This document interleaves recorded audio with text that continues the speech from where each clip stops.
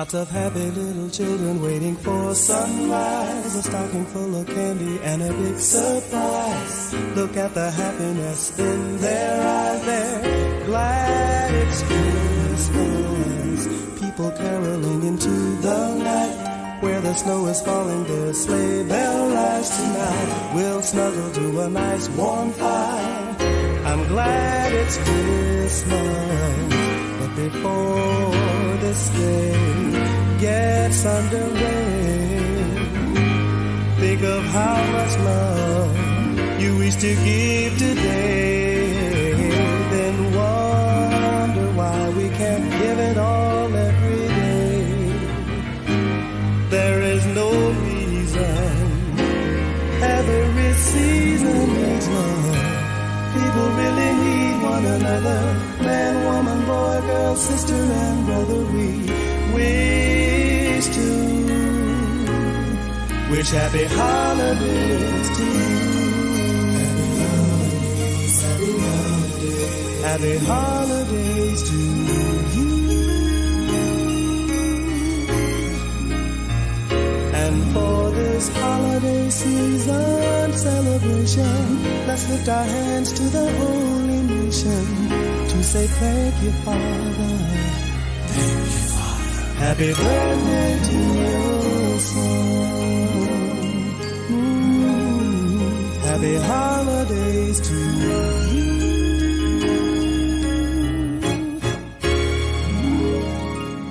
Hope is the strength we need.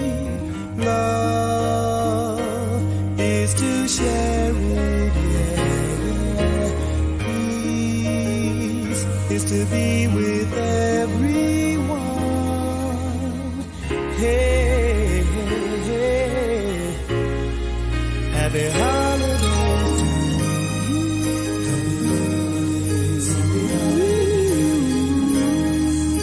to you. Happy holidays to you. Happy holidays, happy holidays.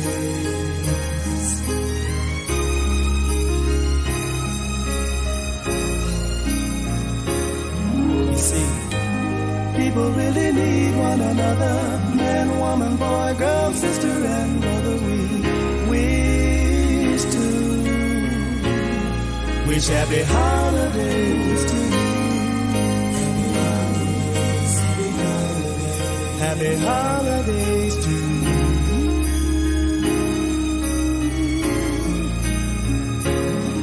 We wish you happy holidays.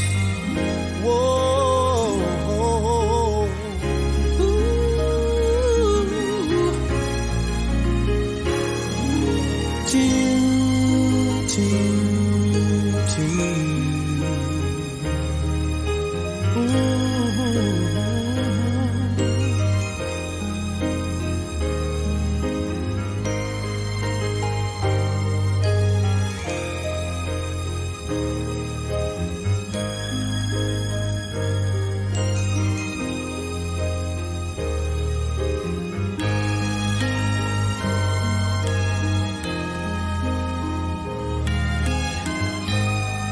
Happy holidays to you from the listeners.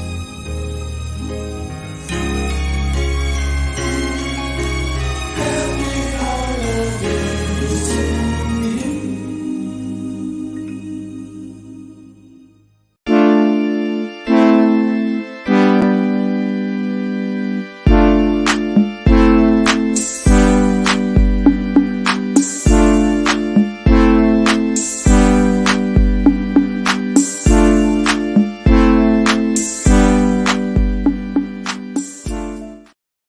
Welcome to Radical Truth to Power, the progressive news show with Let's Be S3. I am your host, Marlon, along with Tracy Carson, along with Theas. And on today's show, we're going to look at the judge refuting to stop the trial of the former Atlanta DA who, let's say, got in the way of justice in the Ahmaud Arbery murder by the 3 white men in the neighborhood. We're also going to go ahead and do some real or not, am I the a-hole, blah, blah, blah. But I wanted to end the year off on that because I'm going to go ahead and get this out the way, because by the time we get to the end, I'm going to be too tired to go ahead and give this bit of information out. So next week, starting Friday, is the end of the year awards. All day we'll be doing Friday, Saturday, and a Sunday show. Now, will all of us be here? I don't know. I may not even be in one of the shows. I may just say, "Hell, Diaz, take the show over and I'm going to sleep." I don't know yet.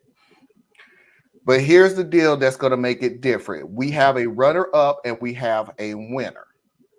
Because of that, the runner-up will be the first hour, the winner will be the second hour. These stories are pretty long. They have different parts of it, which means today's show will be the last of this year that you'll see Am I the A-hole, Mafia Video of the Week, and Real or Nah, and possibly even Foxy Videos of the Week, just depending on how long we go.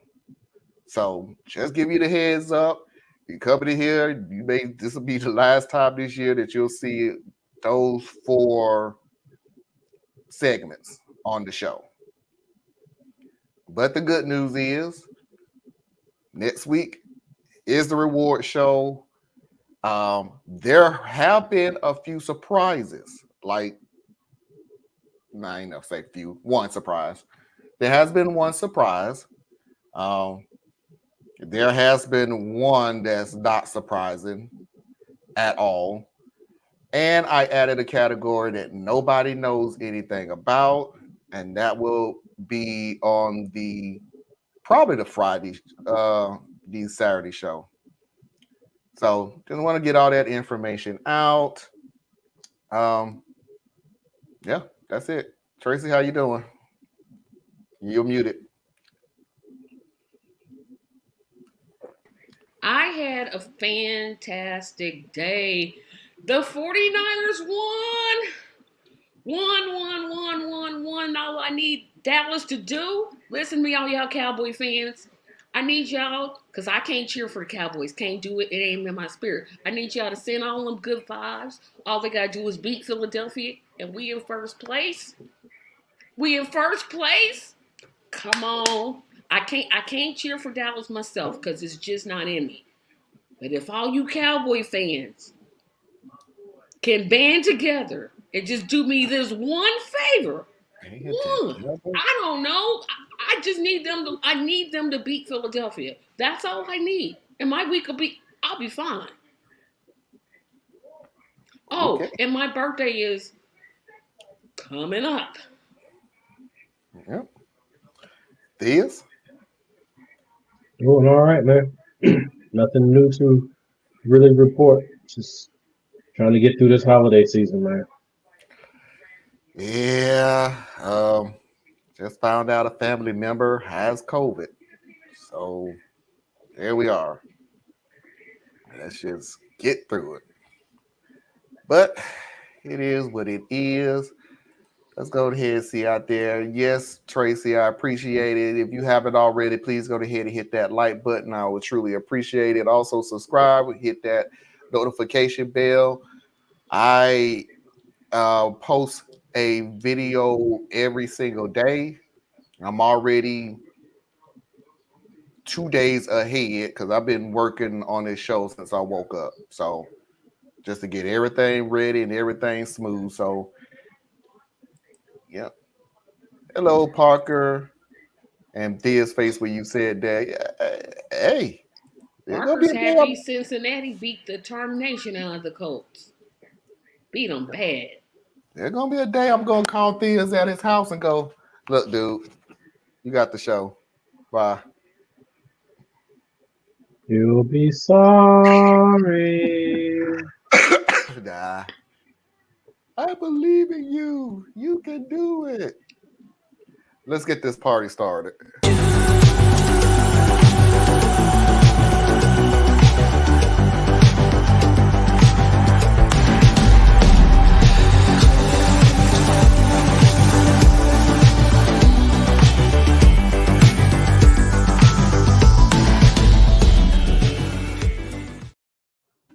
Okay, let's go ahead and jump into it. These are pretty long videos, a little over 4 minutes a piece. One is just giving you the update. The second one is giving you the background and what could happen if the judge had decided to dismiss it. So the judge refused to dismiss the charge against the former DA, who was the DA in Atlanta during the Ahmaud Arbery murder. Not in Atlanta. It wasn't in Atlanta. Yes, whatever little town they in. I forgot what the name of it was. It wasn't Atlanta. Yeah. He is very specific about his city. So man, we got a lot of problems in Atlanta. This one wasn't ours. And in fact, it was Atlanta's GBI that had to step in to get things on track. So I'm just saying, near Atlanta. Yeah, it was. Yeah.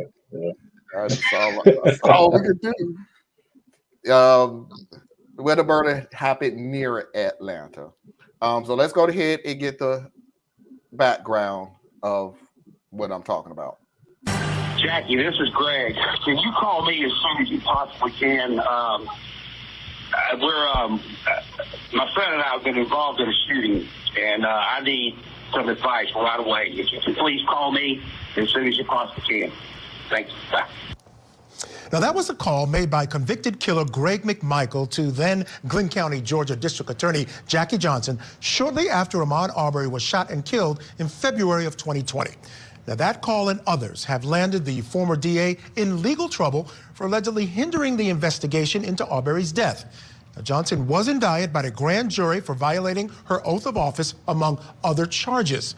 Now, 3 months ago, she filed a motion asking the court to dismiss the charges due to a lack of evidence. Well, yesterday, the judge ruled he would not dismiss the case, clearing the way for a possible trial. Now, Johnson was the top prosecutor in Glynn County when 3 white men, Greg McMichael, his son Travis, and their friend William Roddy Bryan, chased Arbery in pickup trucks and killed him. Arbery was running through their neighborhood at the time and had not committed any crimes. Now, after the incident, Greg McMichael, who once worked as an investigator in Jackie Johnson's office, called her for help. Now, shortly thereafter, Johnson recused herself from the case, but according to prosecutors, not before she told officers not to arrest her former employee. Now, 2 months later, video of Arbery's murder would be leaked online, leading to the arrest of the 3 men involved in the shooting, including Greg McMichael. Now, the call that McMichael made to Johnson came up during a hearing for the 3 defendants. Take a listen. States 18 is the voicemail left to then District Attorney, and this goes to prong number 4, risk of influencing and obstructing justice from the crime scene. Jackie, this is Greg. Can you call me as soon as you possibly can? My friend and I have been involved in a shooting, and I need some advice right away. If you could please call me as soon as you possibly can. Thanks. Bye. This evidence shows from day 1 there was an attempt by these defendants to influence and obstruct the investigation of this case. As to all the evidence that was presented from defense's witness regarding Greg McMichael's former employment as Glynn County law enforcement, in rebuttal to that, we have the post record States Exhibit 20, which you've heard about today.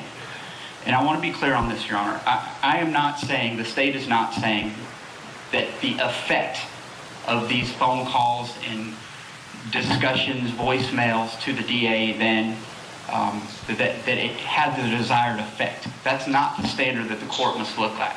You must look at whether the defendant had the intention of obstructing and influencing the investigation, and that's the purpose of this evidence, is to show that he wanted to influence and obstruct this. So the standard is pose significant risk of intimidating witnesses or obstructing justice, and that's the evidence that we're presenting before the court now.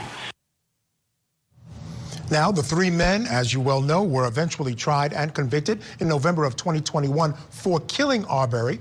Now, 2 months before the verdict, a grand jury indicted Jackie Johnson for her alleged role in delaying that investigation, and Lee Merritt, one of the attorneys for Arbery's family, reacted to her indictment. With regard to Jackie Johnson, what was presented to the grand jury was first evidence that Jackie Johnson had a relationship with with Gregory McMichael, the father of the shooter, Travis McMichael, that immediately became involved in the case. The first phone call that Gregory McMichael made from the scene of the shooting was to Jackie Johnson saying, "I'm in trouble and I need help." And instead of opting out and saying that she had a conflict, she called the subsequent prosecutor, George Barnhill, and began to discuss and get his advice on the case before ultimately referring the case over to him without disclosing to anyone that she had referenced him for this case or that he too had a conflict concerning Gregory McMichael. And so the prosecution will show that she violated her oath of office, that Ahmaud Arbery and his family wasn't given a fair shake at justice from the beginning because she put her thumb in the scale by using relationships that she had developed over time. All right, Tracy. You still muted.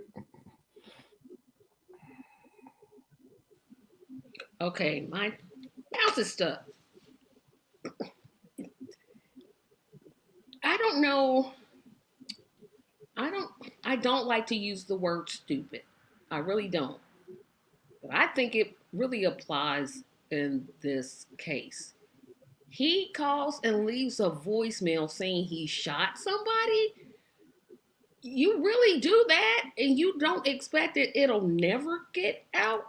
And then she, breaking her oath of office, says, "Yeah, don't arrest them. They're just black people." I mean, did they not know this was going to catch up to them?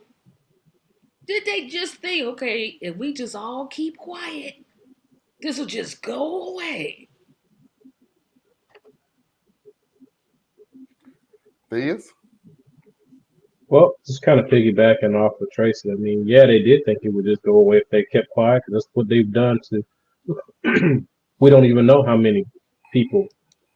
You know, this happened in South Georgia, if I'm not mistaken, and I went to school in South Georgia, and it was like an inside quote unquote joke that as a black person, you don't cause no trouble, you don't get arrested, don't do nothing till at least the sheriff's office has killed its third black person.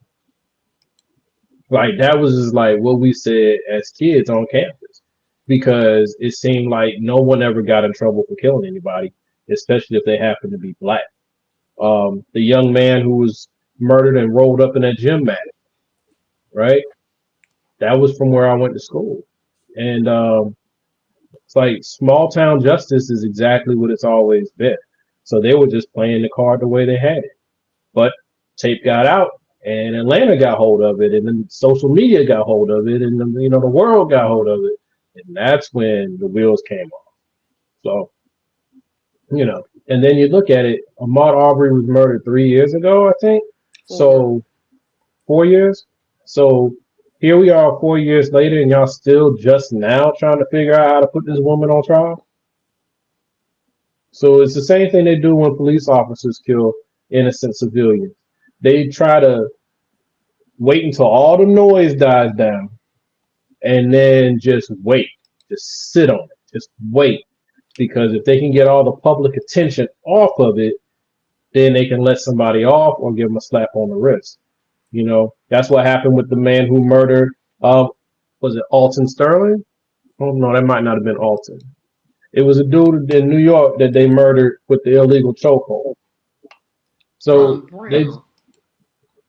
no, that was Missouri. Mike Brown was Missouri, with Ferguson. Like, it's right. So it's just so annoying that it's annoying what they do, but the system's set up in such a way that if you don't do anything, the system will let it happen this way. So that's annoying in of itself. But what's most frustrating and upsetting to me is that those on the receiving end of this injustice, i.e. the black community, poor communities, period, we don't ever actually stay angry. And so we just, if it's not on the news in front of us, we pretend like it's not happening, just like they pretend it's not happening. And then it happens again. And then we get mad, and then we go back to sleep. Yeah.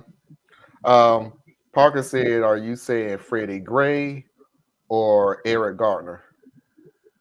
No, Freddie Gray was Baltimore, and it might be Mr. Garner. Eric Gardner was New York. That was the So there you go. That's the cigarettes. one. Okay. That's the one. Allegedly selling cigarettes. Yeah, well, allegedly. Still shouldn't have lost his life over it, but All the witnesses say that he was breaking up a fight, but whatever. So yeah, I'm gonna piggyback off of what you was saying. You piggybacking off of Tracy. No, they wasn't being stupid at all. This worked in the past. I mean, it may not work for them. I don't know. This may be the first time they did it. I don't know. But as that culture, small town culture, yeah, you circle the wagons, you put everything in place. You know who to call. You know that person knows who to call. And I mean, let's face the facts here, everyone. These was saying that it got out. It didn't get out. one of the attorneys ended up letting it out. The one guy who wasn't a Michael. Yeah, Roddy. Yeah, Roddy was bragging about it to a radio, either a radio station or a radio DJ, whatever. I can't remember right now. Was bragging about it. Showed him the video. That person turned it in to Atlanta. Yeah, they wasn't taking this seriously. They really fully believed they did nothing wrong. That this was just a game. And yet, people act like it's not what it is. Times are not what they are. Situations aren't as bad as they are. I mean, it's so frustrating. Like, I look at the police like they're a bunch of wolves, right? The whole justice system, they're a bunch of wolves. And their favorite prey, like, because they'll feed on other things, they'll feed on other communities, but their favorite prey are young black men. And I don't know, it's like, that's why I get so frustrated, because we know that they're coming for us. And I just can't for the life of me figure out how to get more of our young men to realize that that's the situation. So stop getting in line. Like, you know where they're hunting. You know what areas that they're focused on.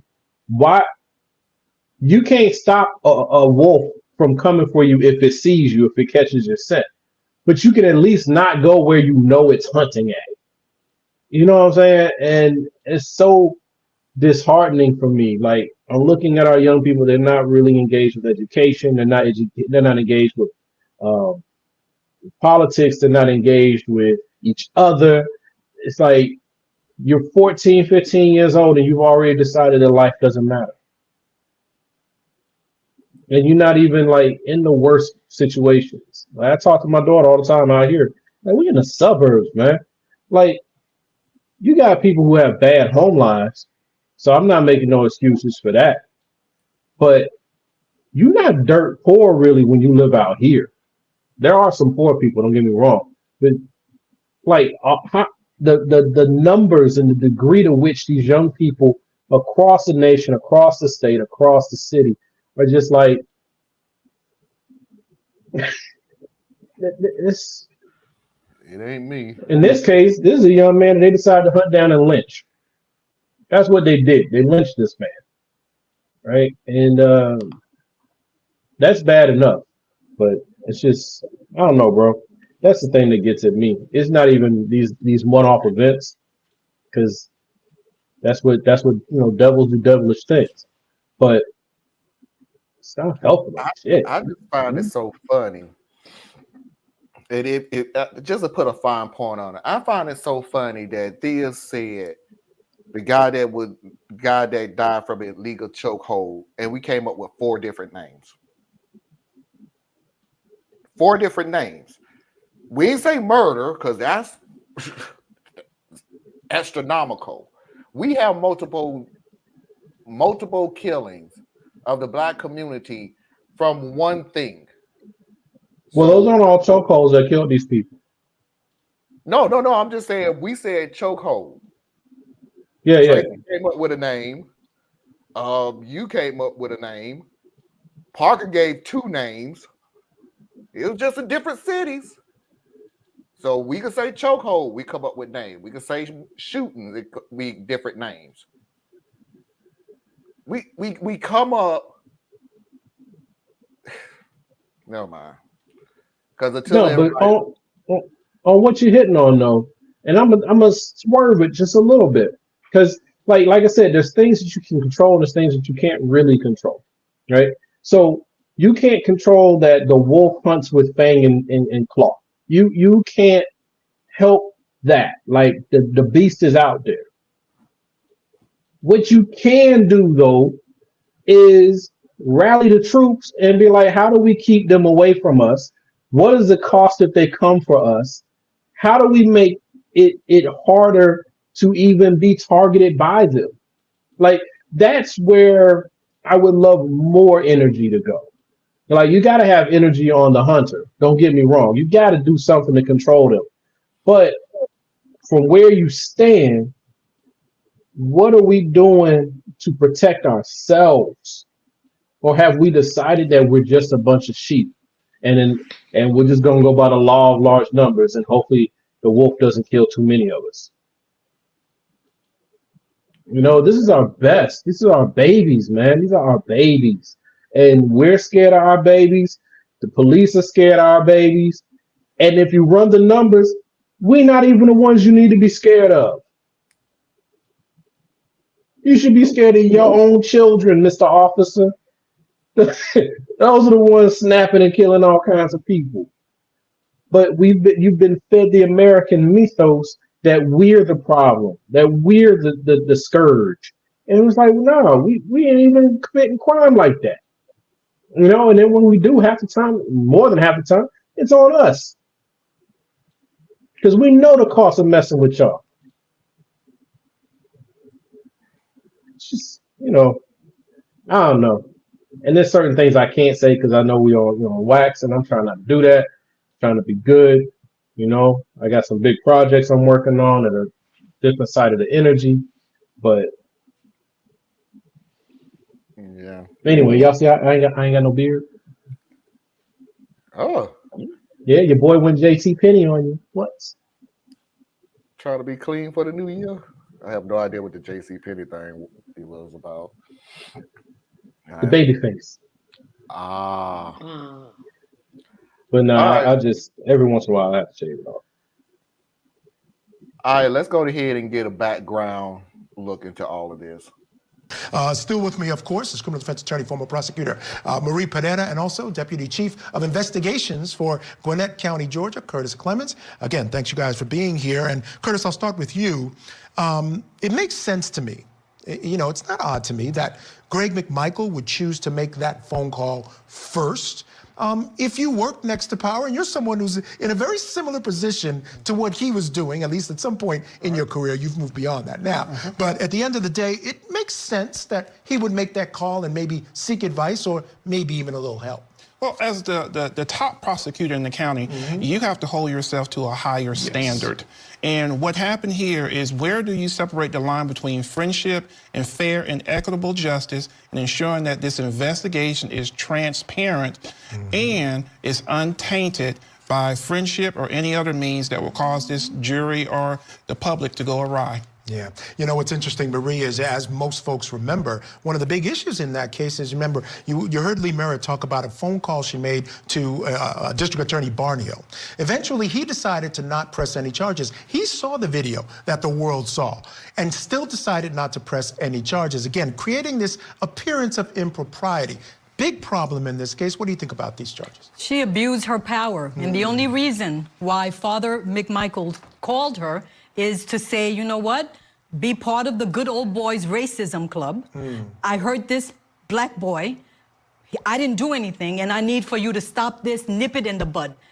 To obstruct justice, to avoid proper investigation, that's not her job. Her job is to properly investigate and punish who needs to be punished and release who doesn't need to be punished. I understand that, but for her to just call off anything and just say, don't arrest him, everything is fine, that is abuse of her power. It's a violation of her ethical code as the top prosecutor in the state.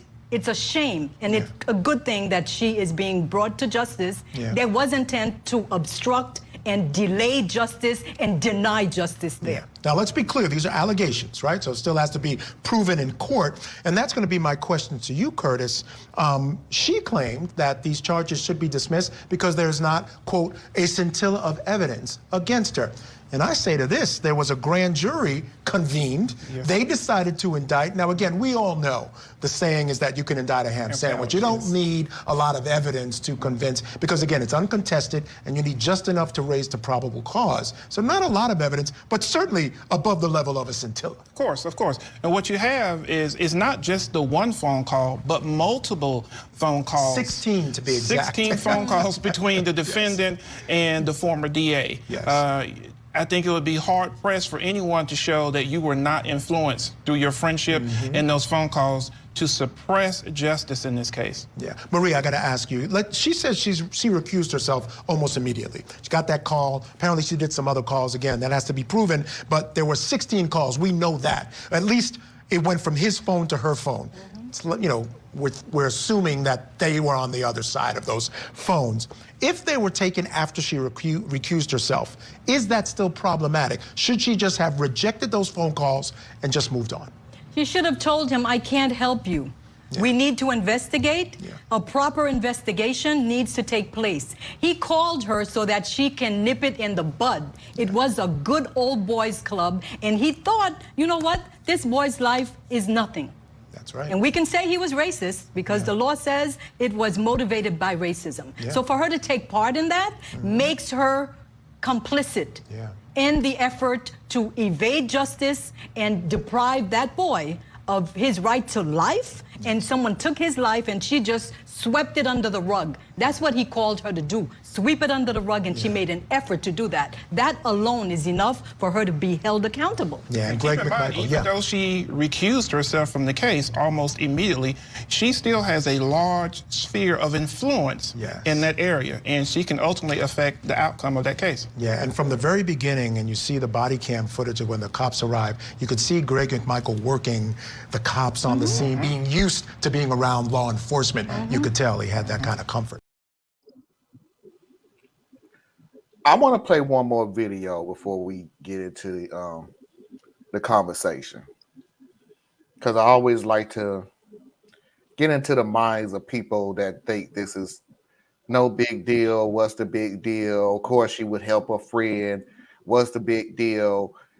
She tried to get rid of basically try to get rid of everything. Not this was never to be seen.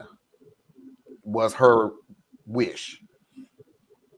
This popped in my head late last night, and I'm glad I had the wherewithal or, enough energy to look this up. This is the reason why it was so important. Well, a grand jury in Mississippi today declined to indict the white woman whose accusations set off the lynching of Emmett Till nearly 70 years ago. Carolyn Bryant Dunham, now 88, initially claimed that Till made unwanted advances towards her at her family's grocery store. It led to the brutal torture and lynching of the 14-year-old. The prosecutor said the grand jury found insufficient evidence to charge Dunham.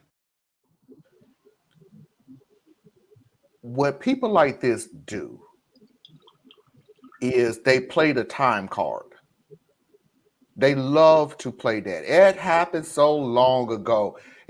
What are you talking about? That was so many years ago. That was so many days ago. That was so many weeks ago. That was so many months ago. You realize that we've been in this game for so long. That's exactly how the play is ran. You try to run off the clock. She was delaying and delaying and delaying and delaying and delaying. If this was her wish now, I ain't saying this is what happened, because obviously we saw what happened. But she was trying to delay this ever even being a case. Run the clock out. That's all they've always done. We could come up with numerous black people, young, old, telling you all these names, and I guarantee you there's going to be somebody that's going to go, but that was a long time ago. Y'all need to get over it. What was? And I always want to ask you. So we need a fresh body. Is that what you're saying? Or what are you asking for?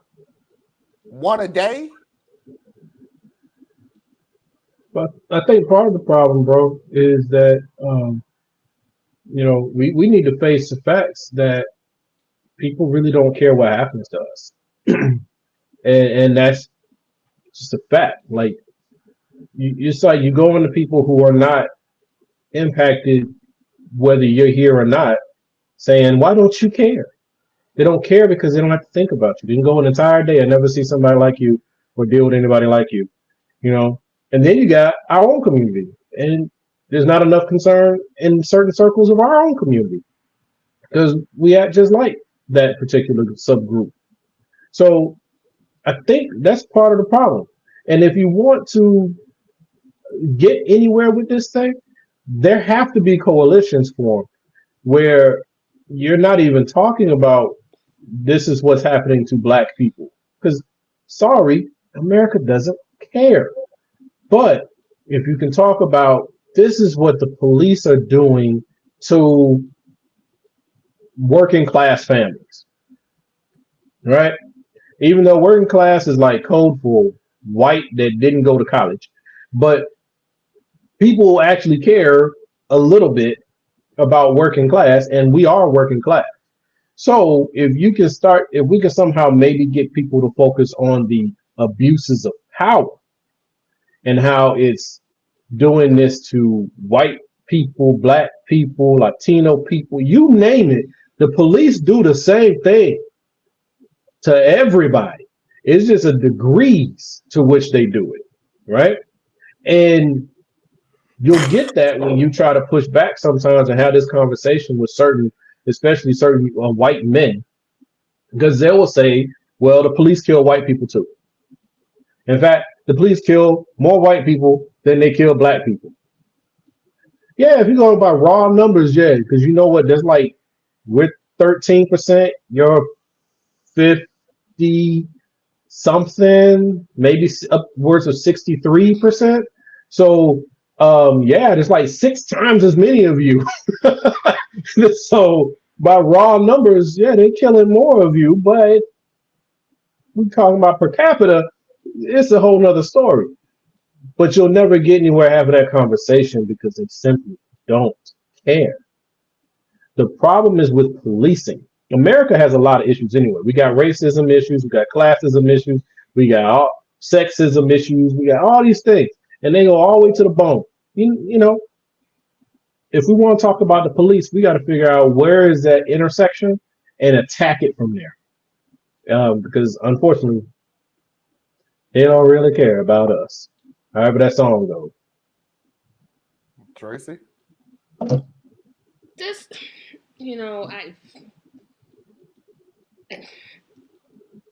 I can't even understand. I mean, I understand it. I accept it, but that doesn't mean I like it.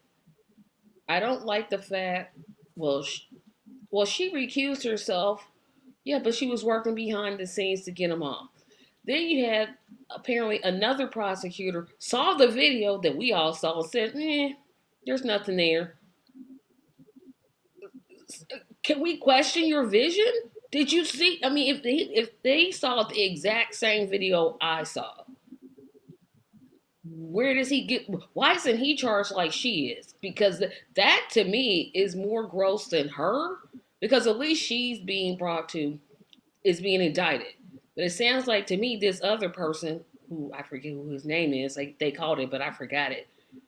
I mean, like, you saw the same tape that we saw, and you just said, "Nah, it's okay. Nothing happened. Nothing to see." Well, I mean, let's look at that, right? At So least she didn't see the tape.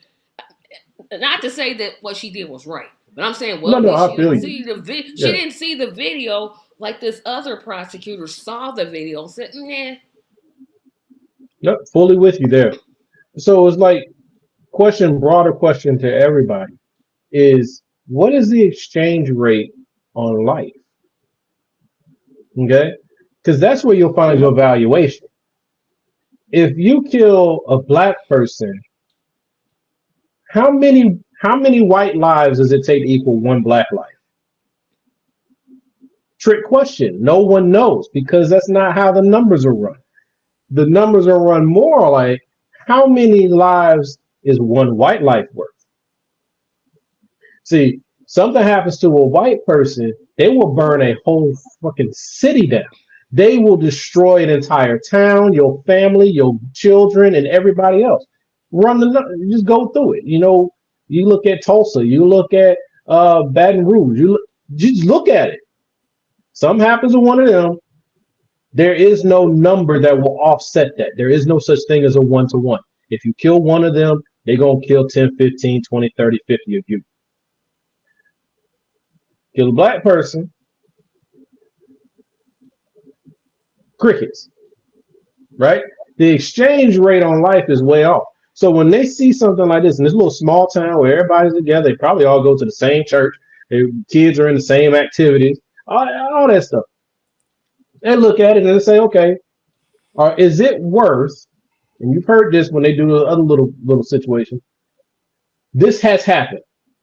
This is bad that it happened. But is it worth ruining the rest of this young white man's life because he made a mistake? These white men. There was 3 of them. But I'm saying when they're looking at it, they're looking at Travis. See, the young one. Travis is the one that they were after. The rest of them got caught up in it because they were working with him, his dad and the dummy, right? But Travis is the shooter. If they value Ahmaud's life like they value anyone else's life, then all this would have went straight to, oh my goodness, there's a shooting. We got to investigate. Wow, go at it, right? But they didn't do that. Because what the problem is, that was just one black person that none of us really know, because he's from a different part of the town, versus this young man who has his whole life ahead of him. We've seen it with the police officers, but we don't want to ruin his whole life because he made a mistake. We've seen this with the rich kid who raped that woman and left her behind a dumpster, but we don't want to ruin this for the rest of his life. We heard this about the shooter that killed those 2 white people at guarding a dang on car dealership in a town he ain't even from. We don't want to ruin the rest of his life. He has a chance to do something. To be white in America is to have the gift of a second chance.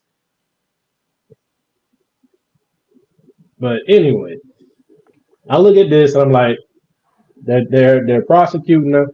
I hope everybody keeps their eye on it because they still haven't, like, she's still free as far as I'm aware. Like, she's not like sitting in jail somewhere. The other right? guy is still not even being charged. I think that's what's making me the angriest. Well, he has full immunity. Yeah. See, he made a decision within the scope of his job. Yeah, and that's he what's wasn't doing it right. So he wasn't doing it as a favor, as far as we know. Now he could have been, because remember, she's the DA, she's the head, right? She deferred on being in it, so it went to him, and she referred him to be the one over. So it's messy, but they got somebody to put the head on the stake. If they can get her, everybody else they'll let ride, because they'll let her be the one that gets punished. The other sad thing is the circumstances that aren't well known in the public doesn't result in major protests. It's a lot easier for those officials to get away with turning a blind eye. Yeah. And why is it that we have to have protests in order to get justice? Right. See, that's like that other part of this that people aren't really looking at, right? Because when you hear people talking about, they love to bring up Chicago, right? Well, where are all your protests, huh? Because if it's such Black Lives Matter so much, why are you having protests? Even, first of all, we are. But even if we were not protesting, even if there were no protests, Are you telling me the only way for us to get justice is we have to It's go protest? Yeah, Right, so you don't have to do that. why don't you try to be, I don't know, equitable? I don't know. Try that out. Might be a good Because that ain't idea. America's way. I know it's not, but I'm just All right. saying, you're gonna ask me why I'm protesting. Why don't you try looking at the Yep. tape and seeing what everybody else clearly saw? And then look at how bloodthirsty this culture is. And some of us are wrapped up in it. So that's what I'm saying. It's the culture. I'm not even gonna put a color on it. When something happens in our community and we go protesting, they say be peaceful and Yep. respectful. Okay? We will sing songs. We'll come up with a great chant, and we'll do a prayer session before we start marching, and a prayer session in the middle of the march, and a prayer session on the way back out. When something happens to the larger culture, they don't go and peacefully protest nothing. Yeah, look at January 6th. Look at That's all you them. gotta Yeah, I'm do. about to January say, 6th, look at they January went and 6th. attacked their own people. They were so mad they were beating up their own people, beating up police officers, almost killed one. One ended up committing suicide. Another one died because of his injuries later. This was over an election, y'all. The Saudi Arabian terrorists that worked with Osama bin Laden that attacked America. What did we do? Right? They killed 1,400 of us, I think it was. We went and destroyed 2 countries. Two. Killed 2 million people in just one country. 2 million people. And then Okay? stole money from the other country and refused to give it back to them. And it's theirs. Thank you. We had what happened? This isn't quite us, but we're implicated. Israel gets attacked by a terrorist group. They kill 1,400 innocent people in Israel. Israel goes out and kills 20,000. But they have the right to defend themselves. 20,000 non-combatants. That makes you anti-Semitic.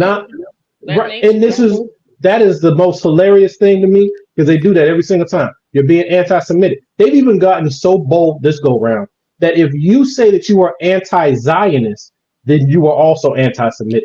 And I'm like, y'all know Palestinians are Semites. Y'all do know that. But when you decide that you own the term, you get to decide who ain't part of it, right? Kind of like we're all Americans, but are we? People have found out these big words lately. You'd be amazed how many arguments, these little stupid arguments that I read online when people just be using these big words, and I just want to shake them and go, okay, I need you to go look up the definition.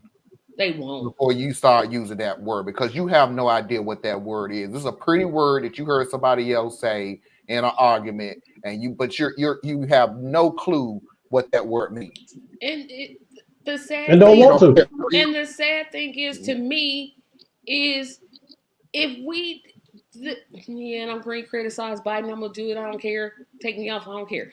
But if you defended Israel, no, if you defended the black community, saying I'm gonna give them everything they need. If they need something, just call.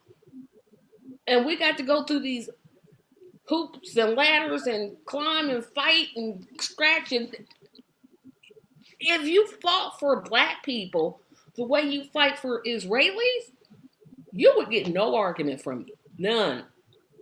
I would tell you, hey, go vote for this guy because he's looking out for a black America. He's not looking out for a black America. And I wish. What president? I know nobody is, but he's the only one that holds the title of president. So I got to go. We can have one president at a time. Okay. An interesting standard, but I get what you're going. Yeah, it's like if you fought, and that includes the Republicans, that includes the Democrats. If you fought as hard for black people the way you are fighting for Israel, what could I say? I wouldn't have anything to say. So within that, so I'm not gonna go right at it, but like I will say this though. everything comes down to money and power. Yep. Okay, so I'm personally, America should stand on the side of Israel to an extent. We've had this conversation before. But the problem is that extent got blown wide open, and they don't went 8,000 miles past the line.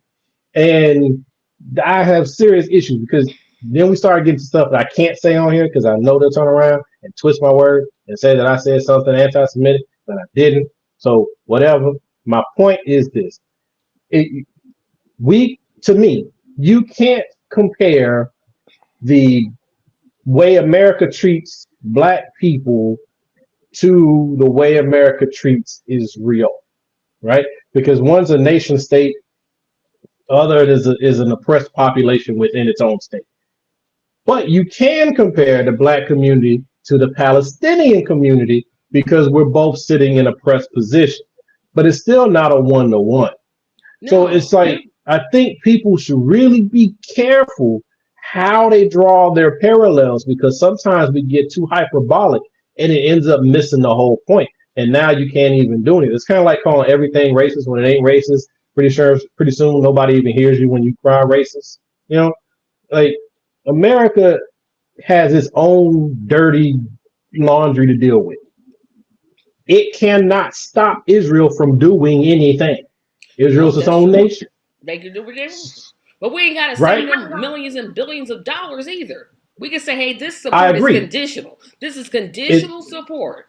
I agree. But that conditional support should have already come into play because it shouldn't have taken this. See what I'm saying? Like, it should be from a governmental level, hey, we don't do apartheid.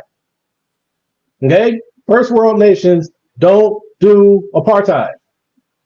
Cut it out. Or these are the things we have to start looking at doing. The war is a whole nother thing. The war is like, it's hard for America, who literally just spent 20 years doing exactly what Israel is doing right now, to say, no, you can't do that.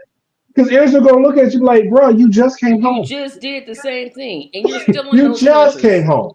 When you going to get back to Afghanistan and money? When? What day is that? Like, is it better because America went across the world to destroy those two nations? Or is it worse because we're doing it right next door? But we're doing the same thing. I love Marjorie Taylor Greene when she said, let's invade Mexico. I'm like, she didn't say that. Not Mexico. Yes, she did. Mexico? The country that's south of us, Mexico. First of all, look, I'm going to be totally honest with you, Tracy. I personally didn't hear this. This is the first time I'm hearing it. But if you ask me, do you believe that she was at? Yeah, I definitely would believe it. No, I don't remember if it was her, but there was some other people in her little clique that said the same thing, because they're all pleading. They're trying to play on the stupidity of their base. They would never, they would never want to invade Mexico. But what they do want to do is make their base, who hate brown people, think that makes sense. Right? We couldn't get the wall, so we got to go to them and take the fight to their front door. That's their. So it's like, if you're looking at half the country is that brain dead and stupid, that's a dangerous place that we live in. They are being fed sound bites and half truths and outright lies, and we got to stop pretending like these people are being tricked. These people are seeking this. It's a permission. It's a permission structure. They want someone to tell them what they feel is okay. They already feel it. They already believe it. They're looking for validation. And right. Just to piggyback off that, and I'm stop saying they're being lied to and manipulated and everything else. Yeah, all of that is true, but they're the ones that seeking it.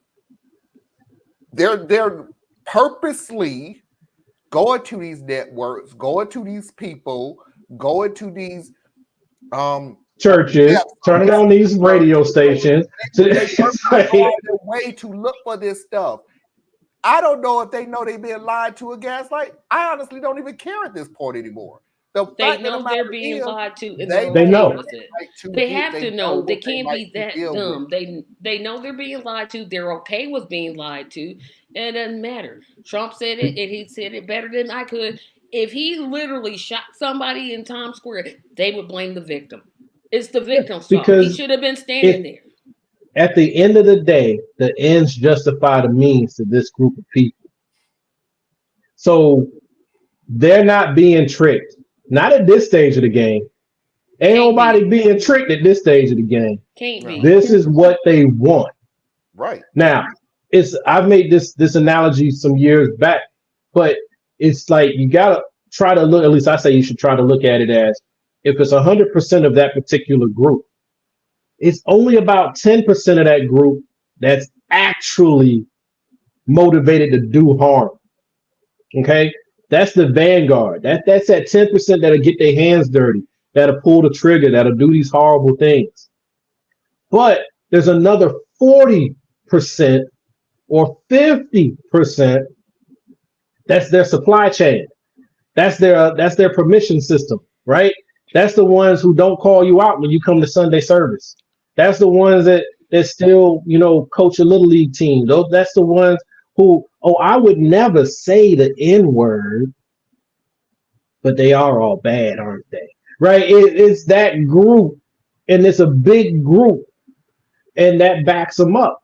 And so that's why we keep dealing with these issues, and I get so annoyed with how the public and how the media, especially, they patronize, right? They literally talk about these people like they're not intelligent.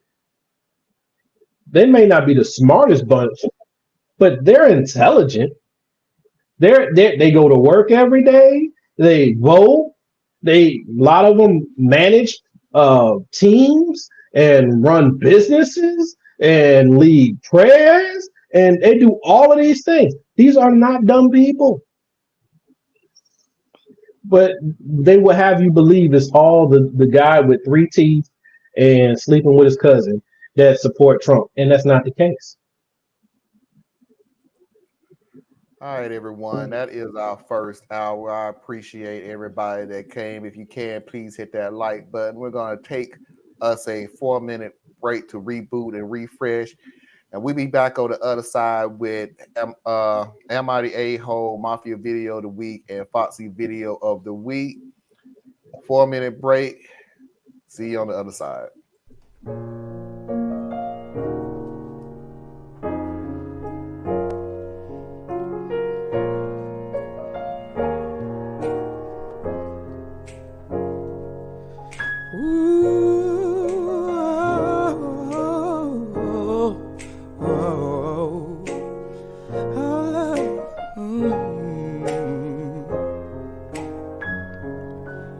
I wish every day could be like this. Wish every moment could be like this. A home filled with love, family and friends. We'll toast into the season till the season. I'm so glad about today. Tis the season. Watch the children while they play. Tis the season. And I'm so glad that we're all here. Tis the season. We made another year. Tis the season. And I wish every day would spell like this. Serve every meal with love like this. We'll gather round the table with joy and bliss, and toast into the season till the season. I'm so glad about today. Tis the season. watch the children while they play. 'Tis the season, and I'm so glad that we're all here. 'tis the season, We made another year. 'tis the season. Oh, I'm so glad about everything. Oh, every day. I'm so glad about everything. Everything our heart desires. I'm so glad about joy that our love brings for us. for us. Tis the season. I'm so glad we're here together. Tis the season. We made another year together. Tis the season. Watch the children while they play. I'm so glad. Tis the season. Watch the children while they play.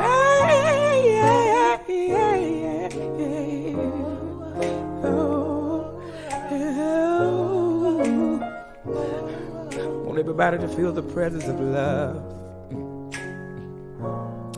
And while we're here together,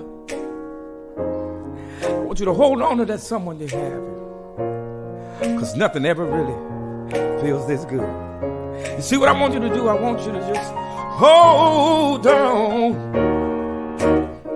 to the love we had. I'm so glad we're together, watching the children while they play. Oh, oh, oh, oh,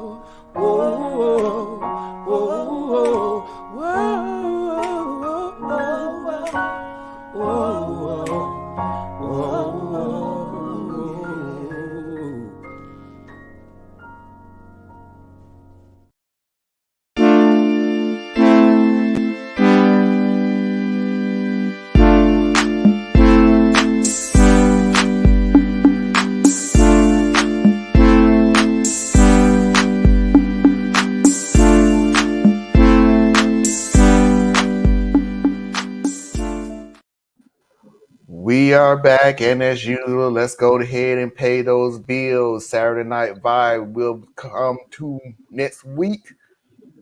But remember, we also have a Friday show, Saturday show, and Sunday show. So be ready for that.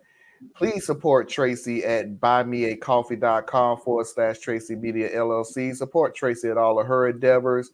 Please go to Anna Hart's website, BorelliEtc.com. Learn something that you didn't think you need to know, but you should.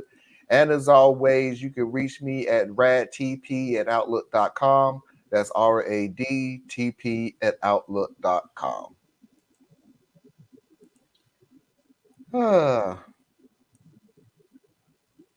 Am I the a-hole?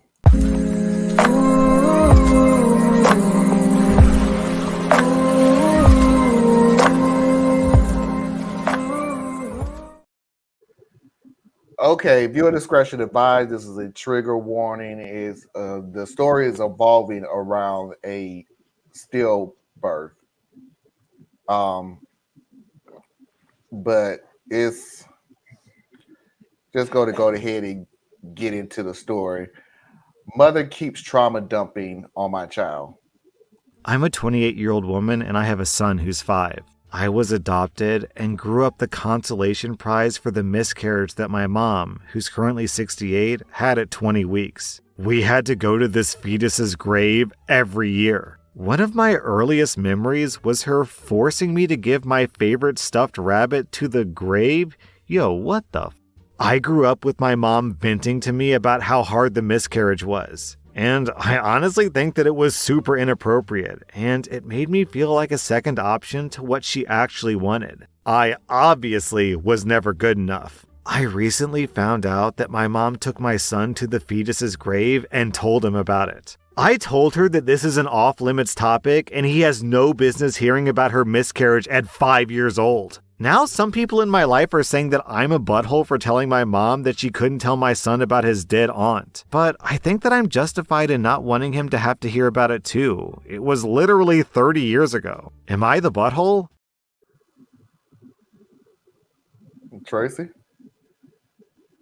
Why you had to make me first? This is tricky. Making her give the rabbit to the grave that's weird.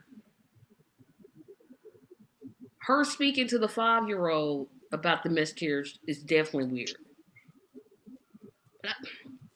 I'm gonna say this. I don't think the OP or the original poster is an a-hole, but she real close to teetering. Like she close, but she's not quite the a-hole. Marlon, you're real blurry for some reason. His internet looks like it's kind of glitching a little the bit. internet. But, If you can hear me. Yeah, I hear you. You're a little spotty. But so in my opinion, if anybody is a hole, it's going to be grandma. Your trauma is not my burden. So sorry that happened to you. Sorry that happened to you, right? But you are not this child's parent. You are the grandparent. So you did all the messed up stuff you were gonna do, working through your dilemma and your trauma and all that. You did all that to me. You do not have the right to do it to my child.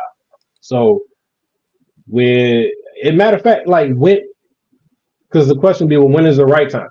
I don't know when the right time is. In my opinion, probably never. Because where's the relevance? Not to sound too, but this isn't like my mom's sister died when she was 5. No, the fetus never was born alive. It was a miscarriage. So this shouldn't even be coming up. Not with your grandchild. It's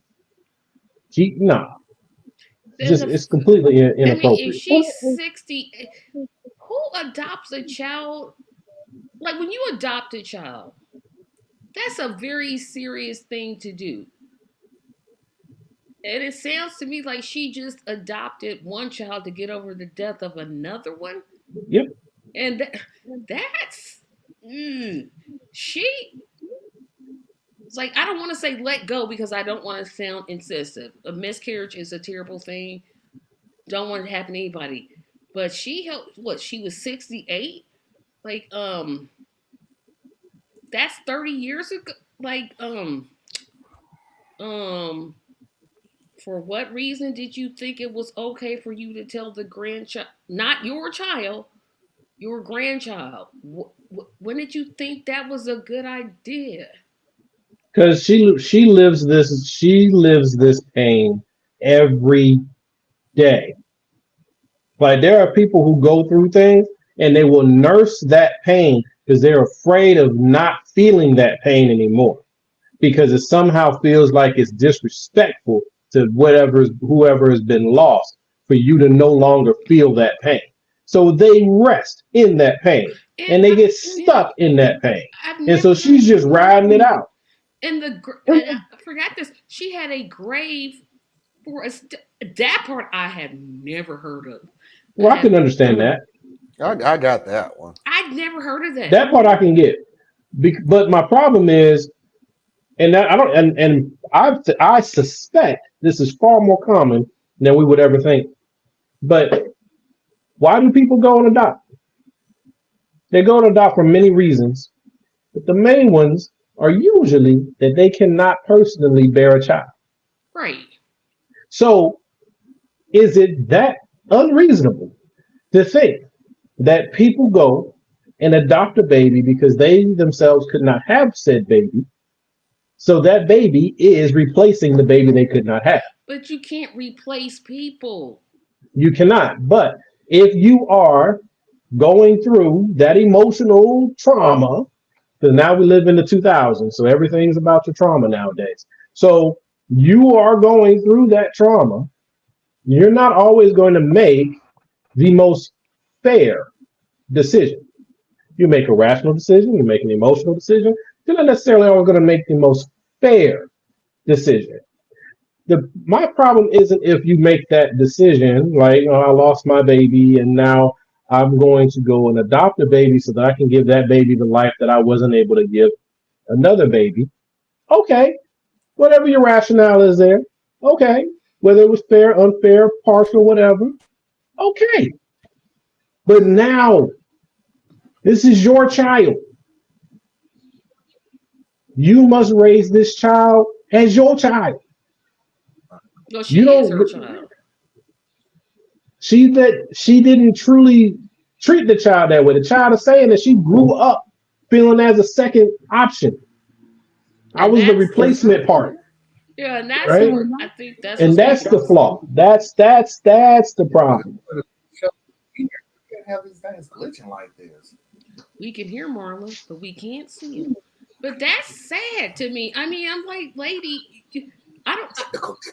I never want to say get over it, because get over it is hurtful, it's sad, it's terrible to say. But at some point, you can't look at the tragedy of your stillborn child and put that on a child that never asked to be adopted. You should have let somebody else adopt that child, if that's what you were going to do. I agree that it is taboo to tell somebody to get over it. I'm real close though, because it's been 30 years. So even if you can't get over it, don't put that. You need to keep that shit to yourself. Don't put it on the child. The Thank child you. that you Keep it to yourself at this stage of the game. At this stage of the game, you dealing with it by yourself. I don't care if you become an alcoholic or whatever. You deal with that. And now don't download this into another generation. Now she's passing it on to the 5-year-old, and now the 5-year-old has to hear about it. And go to mom and say, "What does this mean?" And then if that 5-year-old, if she lives long enough, and that 5-year-old has a child, then that child's gonna hear. It's like, lady, no. Don't okay, put Parker, that there's no second part to this story. Let me say something while I literally have the internet running correctly, because Lord knows I'll be glitching in a few seconds. I'm not gonna tell you to get over it. That's just wrong. What I am telling you to do is stop sharing it with me, and you're definitely not going to share it with my child. And I guess the fact of the matter is, I hate when people from the outside sit there. Oh, that's terrible. You shouldn't do that to your boo. This is my kid. This ain't yours. You don't make decisions for my child. If I want to share it with my child, the one who had it, will share it. Not you. You can't unilaterally decide to share something that's so dramatic for you that you can't get over in the last 30 years. I don't want my child to learn this at 5. So you can start doing what? Taking his toys and start giving it to the aunt too? So you introducing him real young? No. Better now than later. Oh no, or never. How about that? I can literally tell you, you had an aunt that did have an aunt, but she's not here. I don't have to take her to the grave to see it though. But how old was the aunt? Well, she was a stillborn. I mean, by the time you get finished. Yeah, when I have to start, there are certain things. What is a stillborn, mommy? What is it? Right. If I have to start answering questions, you're too young for me to be saying this. And still, Grandma, it would be my decision. if I decide to explain that And you know to she him. didn't have the decency Fine. to ask. Like she gonna ask, can I course take not. your 5-year-old to the grave site? Of course not. Because you know what the answer was gonna be. You And the can't make family talking about, well, you were wrong. You know what? I would say this. I went to church twice today. Sometimes family need to shut their bleeping mouths. Shut up. You don't know what's going on. That's not your child. You wouldn't let your child go either. Be quiet. yeah. I don't heard way too many stories, and they called the I don't. What you calling the family for? Is that the family's child? Is that the family's child? Or is that her child? That's her child. She gets to make the choices, not you. Unless she's abusive or condescending or something out of the ordinary, you need to stay in your own lane. Yeah. Oh, maybe if I keep talking, the internet will work better. And I've been talking, and it's been fine. It's you two. You two make my internet go bad.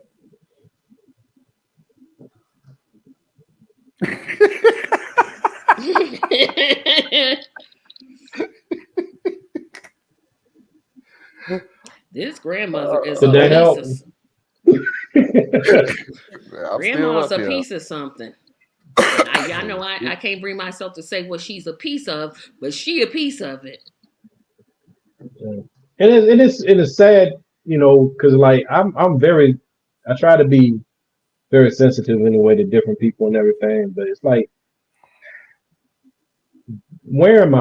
I'm starting to wear real thin with the level of compassion that I'm able to muster for some of these things, because it's like, yes. it's just.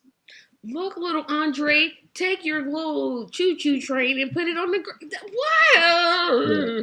It's like we've gotten to the point where we are expecting other people to shoulder your burden. That's what she's really Like, doing. whatever my trauma is my trauma. And it'd be nice if you would be respectful and sensitive towards the fact that I am dealing with trauma. You do not owe me that. She was a child. She didn't. Oh, first of all, she didn't ask to be adopted. Like I said, she could have let somebody else clearly adopt that child if she was gonna act a plumb near fool. You cannot replace one child with another, and that's literally what she tried to do. Instead of grieving, and even if the daughter was like an older teenager, and she said, "You know what caused you to adopt me?" Oh, I had a stillborn child. Leave it at that. Don't say nothing.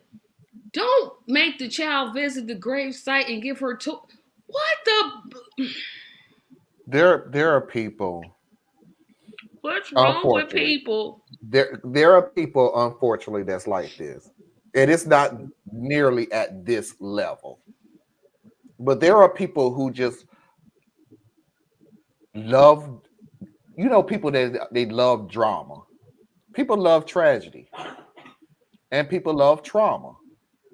And they will get a traumatic situation and they will run that sucker into the ground, just like drama, just like trauma. They will run it into the ground. The same people we're talking about this stillborn right now, we could replace it with a divorce. We could with a loss of a spouse, a loss of a parent, a loss of a pet. There are people who just,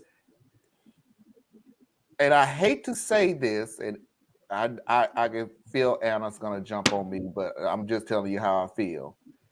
They make it their identity. Yep, she literally did.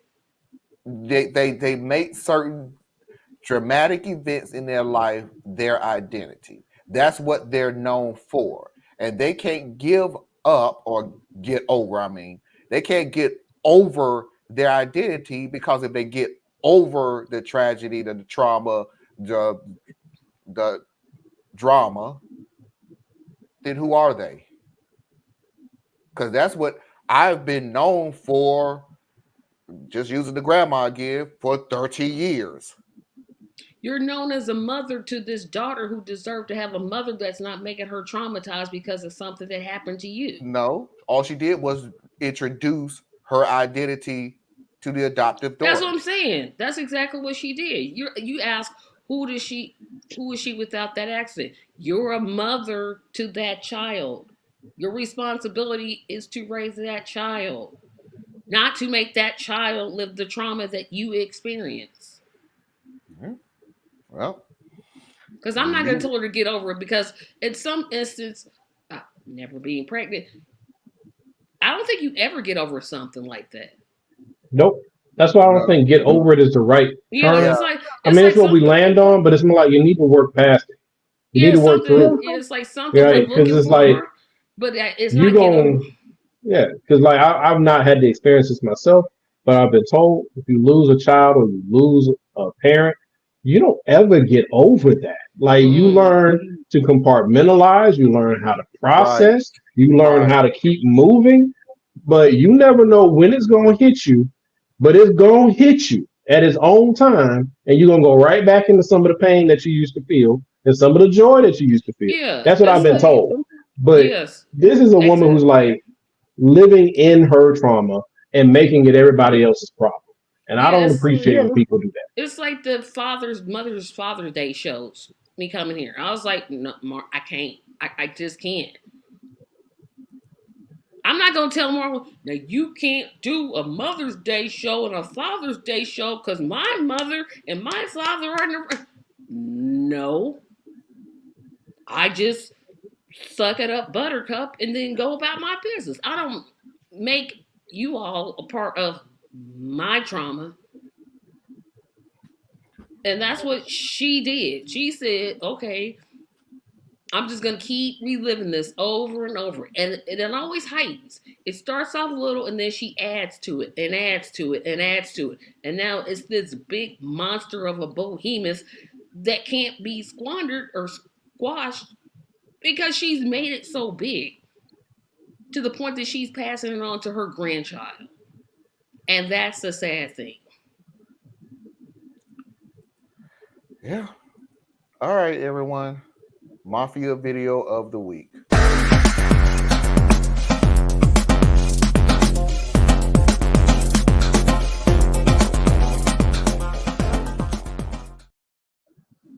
Now, you all know I don't like to pass blame. That's just not my style. If I do something, I'll take full responsibility of it and try to do better the next time. But these commercials that I've been seeing lately, I'm passing the full blame on to Tracy. Tracy done got me onto these local commercials that have me cracking up at night. It's just like, I don't know. How is this my fault? Because I sent you none of these commercials. Yeah, but you well, got except for Red House, but that's. And that was a good one. And the coffee, that was a good one too. No, the coffee was a train wreck. That was bad. I'm just saying, thank you, Tracy, for those gems. Those are good ones. So the Mafia video of the week is yet another commercial. I love these commercials where the guy is talking to you and he forget that he's doing a commercial because he's being totally honest with you about what he is and not gonna do. That he just completely forgot that this is a commercial, but he has to get this point across. The trash man. Oh no, the trash bag boys are back again. This is a job for Heavy Hill, the garbage man.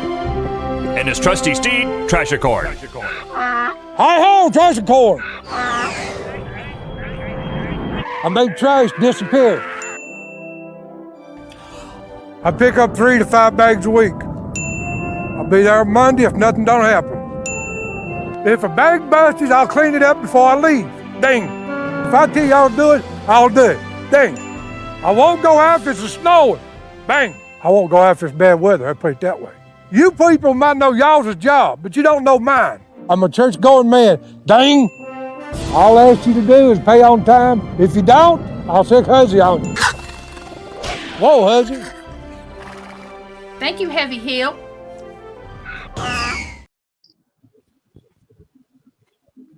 Don't you? That actually was pretty good. He's like, I'll be there if I can. But if it's raining or Snowing cold or snowing, I above mean, I ain't 60 coming. degrees. I'm not coming Right? for what? For what reason? I love the ones that's like, look, I'm gonna tell you what I'm gonna do. I'm also gonna tell you what I'm not gonna do.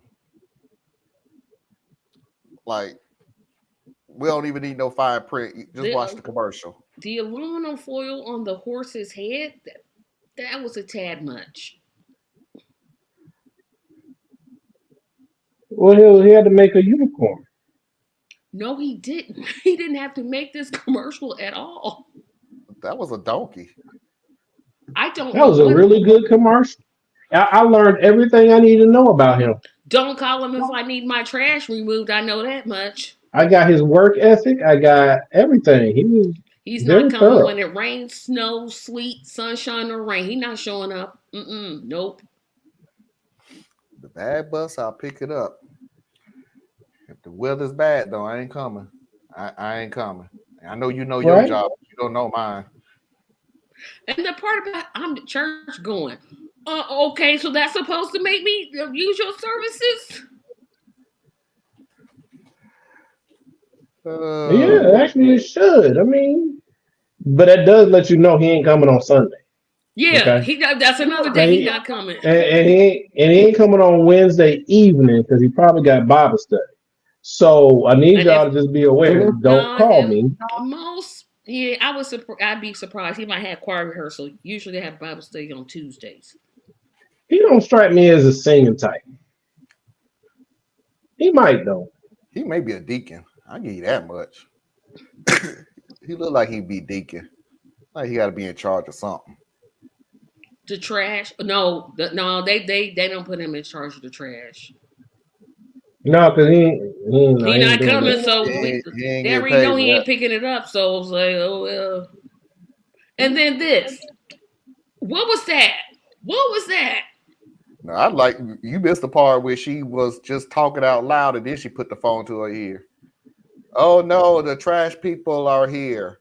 Like, hey. When I say action.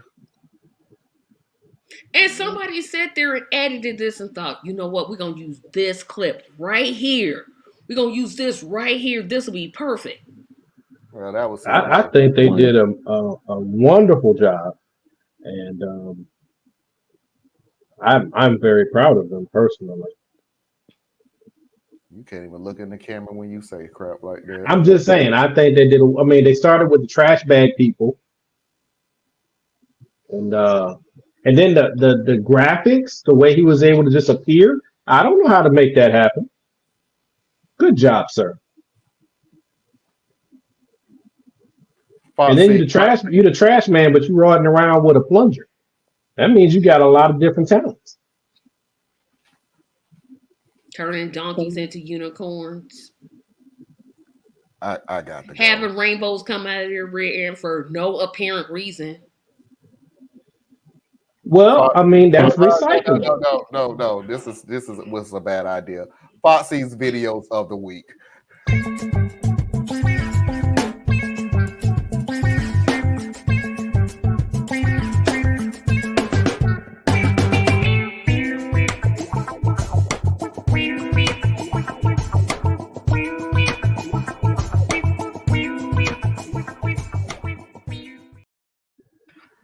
All right, so we talked about this last week. About my stance this year, which probably will roll into next year, which probably roll for the rest of my life. I'm not arguing with people no more, especially when I know you're not coming in good faith, so I'm not going to waste my time again. But this is funny, but it ain't really funny because it's really how I felt for a long time. I'm not going to take anybody down because it's only 12 seconds. Before we go back and forth, who did you vote for? Where were you January 6th? And were you mad that the mermaid is black?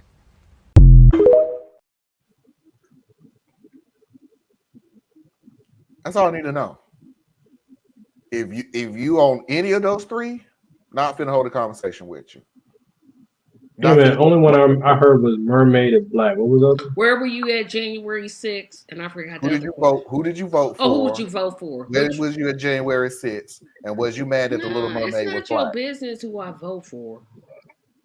I think that should be. It I'm should just be. playing. No, it shouldn't. No. Who I In the vote for is my world of business. political terrorism, nah, we don't even know that. We don't even know that. Because what if you It's find bad out? enough that they know if you voted. Yeah. What if you one of y'all wives said, you know what? You find out they voted for Trump. Y'all gonna be ticked off. I'm just looking at it from a different lens. People oftentimes don't look at it deep enough, in my opinion. Like we say, some of us would say that it should be public because we need to know who's voting for a straight up dictator who is out to destroy the structure of the nation. But that's him, right? Now, let's say he wins, and this rule is already out there. How do you think someone like him is going to react to having a list in his hand that says who you voted for? Yeah, and who didn't? We gone.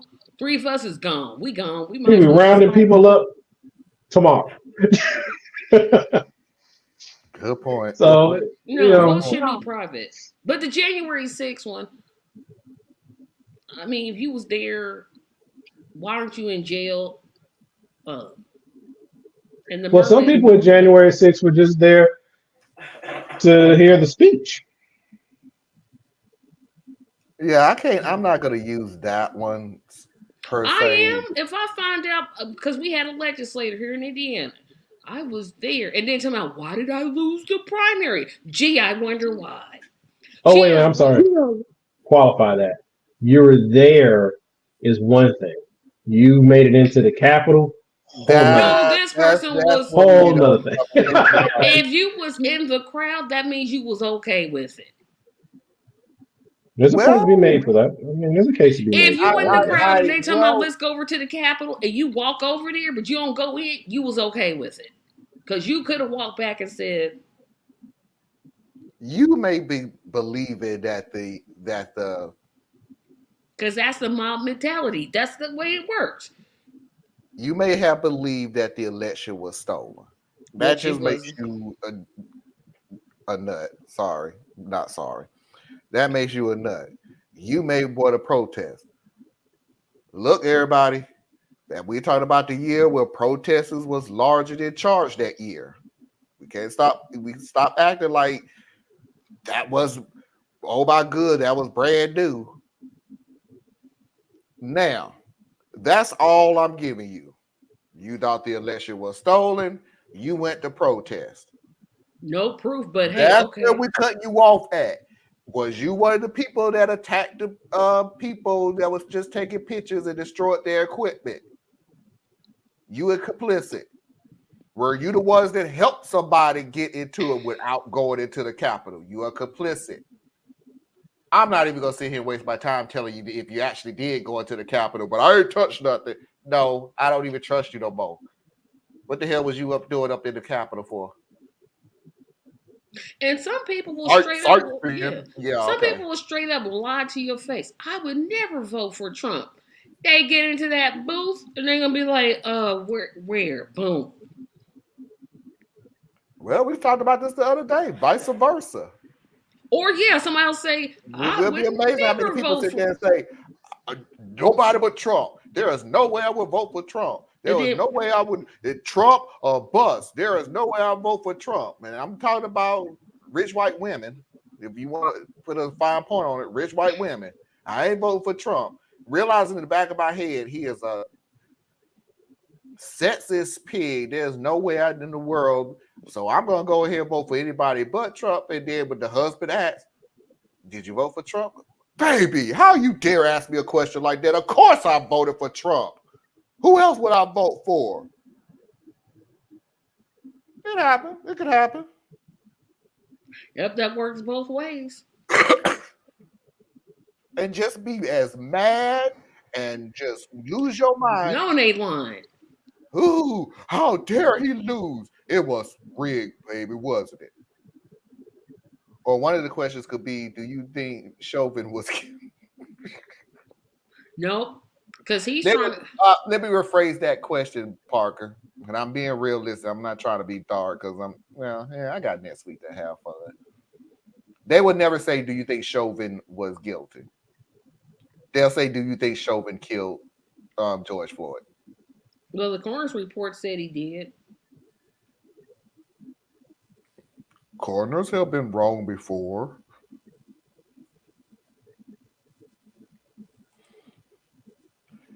It's honestly funny to see some of the January 6th videos where there's like one guy's saying for the people to be peaceful, and the rest of the crowd is like, yeah, I did see that part of the video. Boo, F you. I did see that. I did see where they was just crowded in. And in case you didn't see that part of the video, it was a large group. And it was normal noise, of course, of an invasion, of people coming in and making a bunch of noise. And you can hear one guy in the background, okay, just be peaceful, but be peaceful. And that crowd lost their damn mind like he had called out his mama.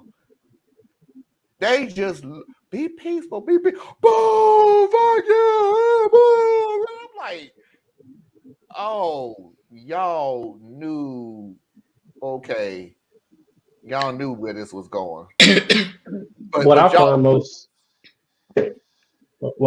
entertaining about them, and this is for the people who are the Trump supporters and all that, that also say that it should be a Christian nation and all that stuff that they're trying to push. If you speak to them about the tenets that Jesus had for everyone, they say, "Well, that's that weak stuff. We don't do that."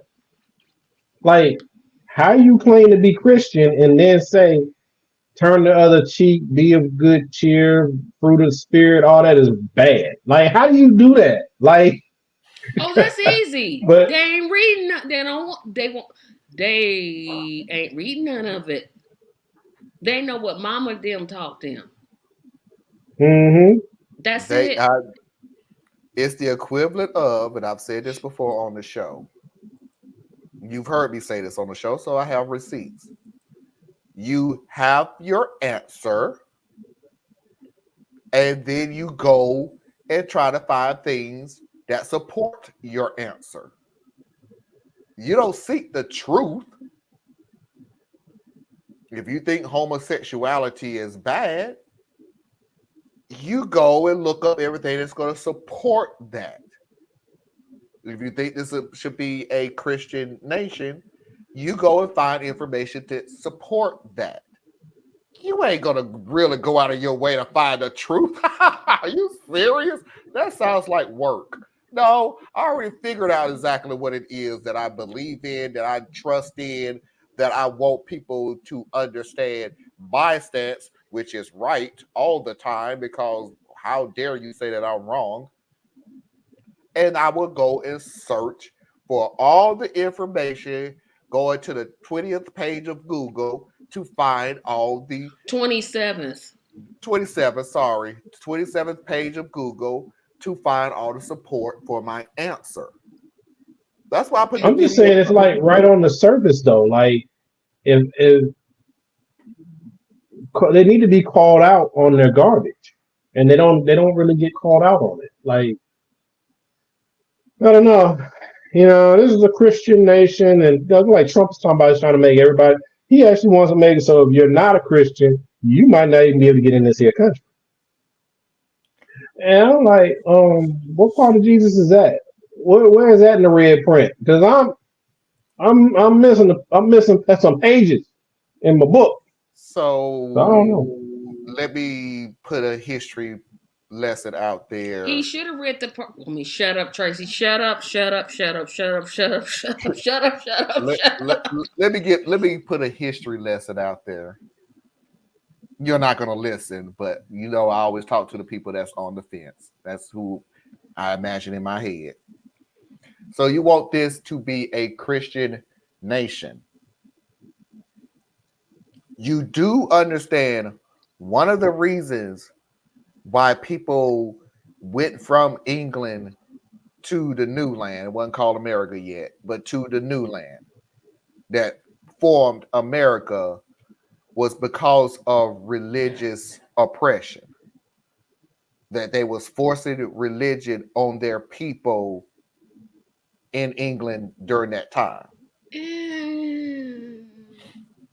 That's what they say. Yeah, That's what they say. I think these are the exact same thing. I'm like, yeah, but see, yeah, okay, by their own, by their own definition, which is a complete lie, because that's not really why they came. But okay, Yeah. Okay, well, I should have said one of it anyway. That's the Puritan story they try to sell you, the Pilgrim story thing. That was the Mayflower. That was the Mayflower story. Right, those are the Pilgrims. Oh, that but was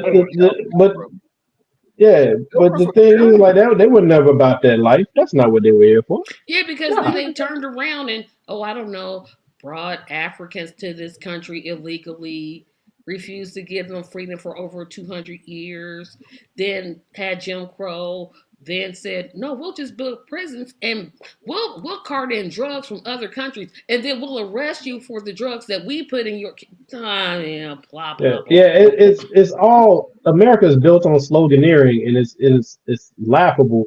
But yeah, it's like most of the people who first came over were criminals and convicts. It's the same thing they did with Australia.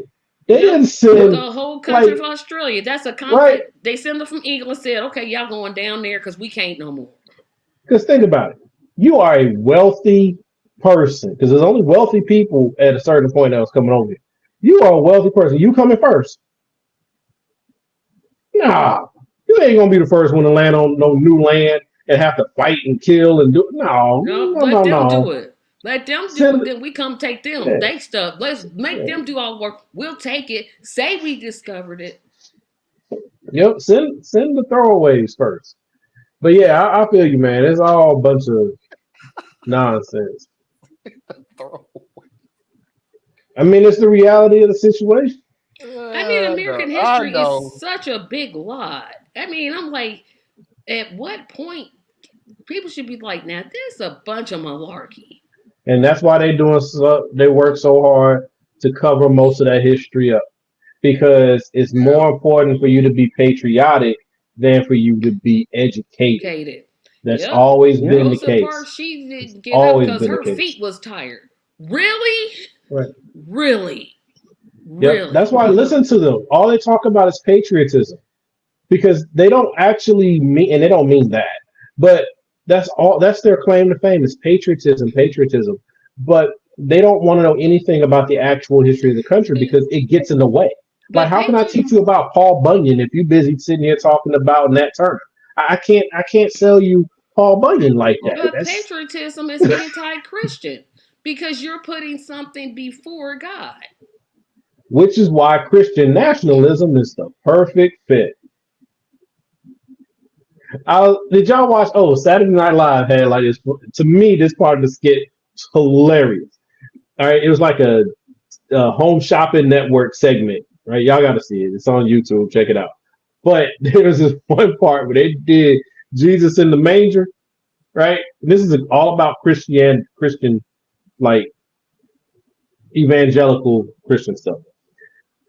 Jesus in the manger had a USA blanket across his crib, and I want to say the American flag was there too. And I'm sitting here like, they are clowning these people perfectly. Like, the whole skit was, I'm sorry, I can't tell it like I saw it. Y'all got to check it out. It is hilarious. You just reminded me of what I saw on, it was TikTok what I saw it. I haven't watched Saturday Night Live in years. I honestly have no desire to watch it anymore anyway. What? Trump made Saturday Night Live great again. I know. Yeah, because they had somebody to make fun of, but now it's like... No, it's been great for like 10 years. It's not as great as it was in the 80s, though. The 80s was you like. can't go back. No. People, you can't go back. Stop it. You can't. Eddie Murphy. That was horrible. No, sorry. What? Eddie Murphy. No. Eddie Murphy was the best of Saturday Night Live. No. Where was you? No. Boy, No. Bob. That No. was the best. No. That was Saturday Night Live at its best, was the Eddie Murphy years. Period. I guess it's all about your taste in entertainment. For me, it was very insulting and disgusting. So I didn't like it. It was hilarious. It was hilarious. Anyway, my point was the one thing that I do miss about Saturday Night Live was when they did the news. Because I used to do that all the time. That's how I just broke off from it, probably because I'm doing this show by the time and I don't want to hear it. But their news was always funny to me. So I saw one. I'm not going to put it on the show, but it was hilarious. It was hilarious when they talked about the black Superman. And it was racist on purpose. But they killed each other because the people that they got on there go back and forth with racism. Just to make Colin Jost and whatever the other guy name is. They Michael go Check. back and forth trying to I guess cringe each other. But the guy was like, so the next Superman that Warner Brothers is trying to come out with a new black Superman, which makes sense since Superman was also abandoned by his parents when he was a baby. The second joke was I don't see the humor in that one, but continue. That's how I feel about Eddie Murphy's humor on Saturday Night Live. How you laughing at somebody who's literally making fun of your people on a white network? Like it's literally geared. How was he making fun? Man, of please, people? Buckwheat, Mr. Robinson's Neighborhood, Gumby, right? Those are the three things that he's most known for on Saturday Night Live. I'm not saying Eddie Murphy's not hilarious, but I'm saying it's kind of like when Steve Harvey's on his show, you know who his demographic is, and he says, I don't give a blank about the slaves. You meant it as a joke, but you are telling that joke in front of an audience that you know you shouldn't be telling that joke like that. So, Gumby? No, can't. It wasn't racist. I'm like, wait a minute. I can literally see you saying about Buckwheat. I literally can see I can see about Buckwheat, Mr. maybe. Rogers. But Gumby? It's not Gumby in and of itself. It's just that was one of his main characters during that time, of and I didn't like it. stereotypes, which could be in this day and age No, I considered got the anti-Semitic. stereotype of Is that okay? Is that? No, I said it could I be mean, it's considered just like- anti-Semitic. But that's what he. No, it that's could what be y'all said. anti-Jewish. I am tired of that, like you brought up earlier.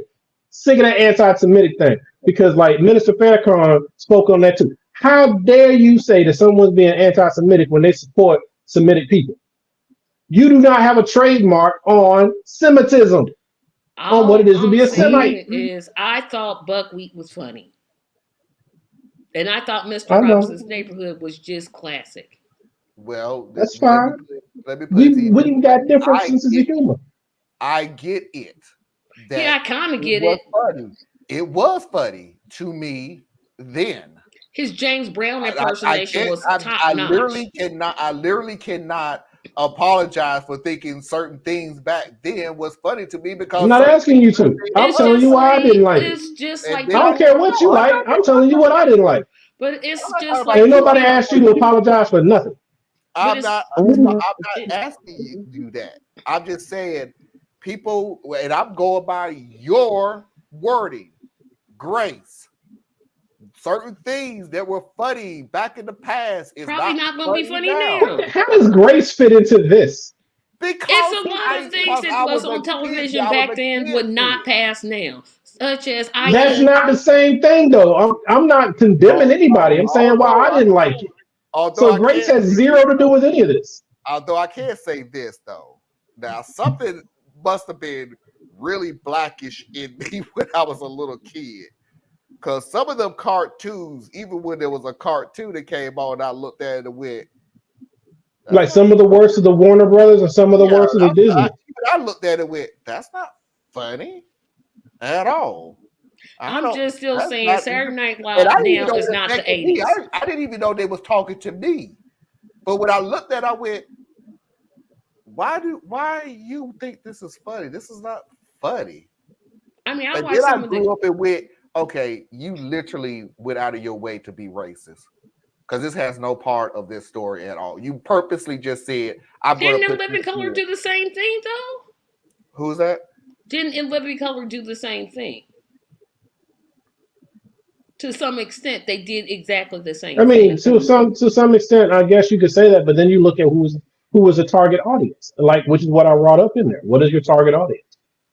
I mean, Some In Living things, Color some has things some of the are, most some things are. offensive characters. They literally had a character called Handyman. You could not get That was away. dead ass wrong. Yeah, that's you offensive. could not get away with that.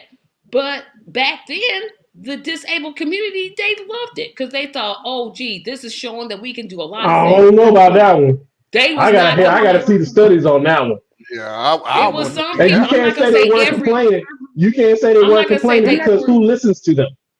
No, I'm saying That's part of the. That's part of the some problem. people in the disabled. I didn't say everybody. I I said get it, but like some. some people in the black community like the buckwheat stuff, I did. But that doesn't mean all of us did.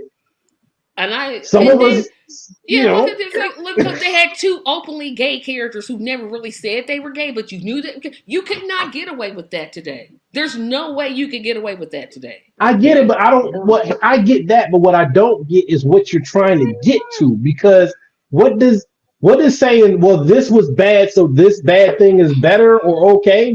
What is that? Like what? Well, this was offensive, but hey, this is offensive too. What was that? Why would the people on Living Color playing the gay characters wouldn't fly today? Because they were straight people making fun of gay people. They were clearly making fun of gay people. It was over the top, like way over the Right. top. That was where the problem was. Okay. Yeah, and they had some offensive characters of their own. My point was that and many people know I don't think Dave Chappelle is funny. I don't get it. I don't understand his humor. All he does to me is make a bunch of trans jokes. That's what he does to me. I don't get it. I don't like it. Ain't gonna never like it. But some people think he's funny. I'm just not getting where you're going here. Dave Chappelle to me is overrated. I never thought Dave Chappelle. Okay, I'm going backwards to go forward. Dave Chappelle was never funny to me as a stand-up. He never has been funny to me as a stand-up. The Dave Chappelle show was freaking hilarious to me. I didn't like the Dave Chappelle show either. But I have never thought Dave Chappelle was funny as a stand-up. The two sketches he did that I thought was funny was the race trade, where they traded races, and the KKK, the black guy on the KKK. Those two. Everything else, I'm like, no, this ain't funny. I'm about to say, how did we get off subject? But I don't know. But I'm just saying. I'm looking at the title, and that's the title of it. Before we go back and forth, and here we are. Yeah, it's like everybody has something. I don't know how we got to Dave Chappelle. What we do? Oh, I do know how we got to Dave Chappelle. We got to Dave Chappelle because y'all are trying to say you're trying to justify something that doesn't need to be justified. No, you enjoyed what you enjoyed. Yeah, you enjoyed what you enjoyed. So I get it, but what you've been doing for the last 10 minutes or so is say, hey, you made me uncomfortable about what I enjoy. So what about this thing? I bet you enjoyed that one. Or what about this one? Well, if people enjoy that one too, that's irrelevant. Like, people like blue. Well, those are people who like red. What the hell does that have to do with you liking blue? I like Tom and Jerry. Love Tom and Jerry. Love the Three Stooges. I love Tom and Jerry. The old ones, not the ones where they talk. I don't need them. I'm talking the ones. They messed it all the way up. If you ain't talking when I was growing up, you don't need to talk in the. I love Tom. Look at you denying people their voice, Marlon. Don't nobody want to see them talk. If you didn't talk when I was growing up, I said what I said. If you didn't talk when I was growing up, I don't need you. They messed up when they did that. I'm like, what am I watching? No. Oh, and please don't let your children watch Animaniacs, cause that's not for children. Animaniacs, yeah, it was all right from back in the day, but like what they did now, they took Animaniacs and Tiny Toon Adventures, because I've been watching Tiny Toon Adventures for the last 2 days. Usually it's just background noise. It's not what like the 90s version. It's this reboot thing that they've done. Is like it more they child reboot, friendly though? huh? Is it more child friendly? Because I looked at some old versions of Animaniacs and That went, was not for children. wow, I'm like, that is ooh, not for ooh, children. Some of the jokes they said. But I were don't know. I cartoons think really for Animaniacs are still for children? kids.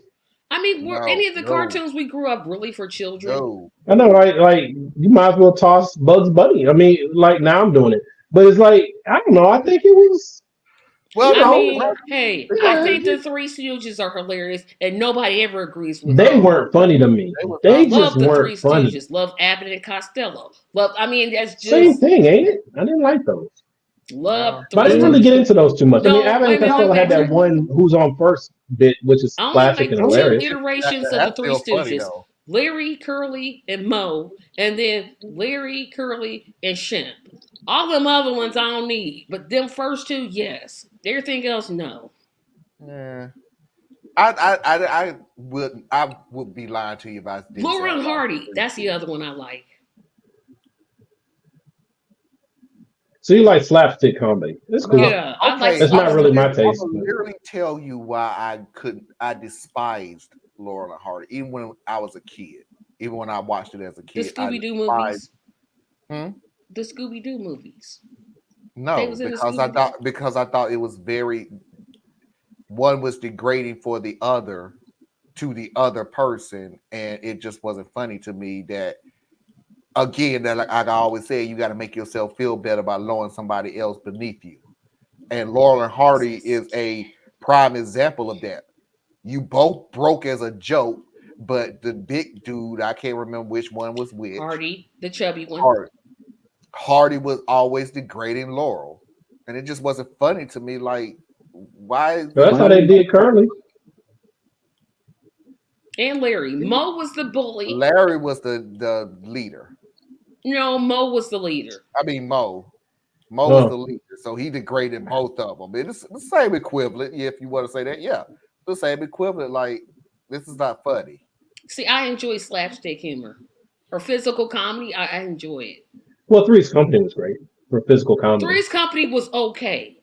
Three's Company had one problem: the same plot everywhere. Somebody misunderstands something, It and then really they was. over. It. Oh my It's not god! the whole. But isn't that like most shows? That was the That's whole. like most shows. No. Gilligan's Island, there was a misunderstanding. No. Every show is built off of a misunderstanding for the most part. No, Gilligan's Island had one Friends? plot. No. Happy Days, Laverne and Shirley was not built on a misunderstanding. Laverne and Shirley had many episodes built on nothing but a misunderstanding. Not I Love every Lucy the same way. No, there were 3 episodes of Live Well Lucy. Lucy thought Ricky was cheating on her. Lucy wanted to be in the show. Lucy wanted to meet a celebrity. Boom. Ain't no misunderstanding in none of those 3. Is this random? But Theas, were you ever into Dragon Ball Z? I was. And I know I tried. The cartoon, but it's also the 90s. I mean, the question's for Theas, but the question for Theas, but let me just jump in real quick. So no. The question is for Theas, but I'm the host, so I can jump ahead of Theas. I stopped at Frieza. I think I was done after Frieza, and then I didn't watch anymore. After Frieza, I just didn't care no more because it was like, okay, we kind of got the concept of what the ending is going to be. So, yeah. I say watch the cartoon. That's like early. If you really well, I mean, I caught up with Cell. And, no, that's a lie. That is a lie. What came first, Frieza or Bro, I won't be able to answer that question because it was like really popular when I was in college.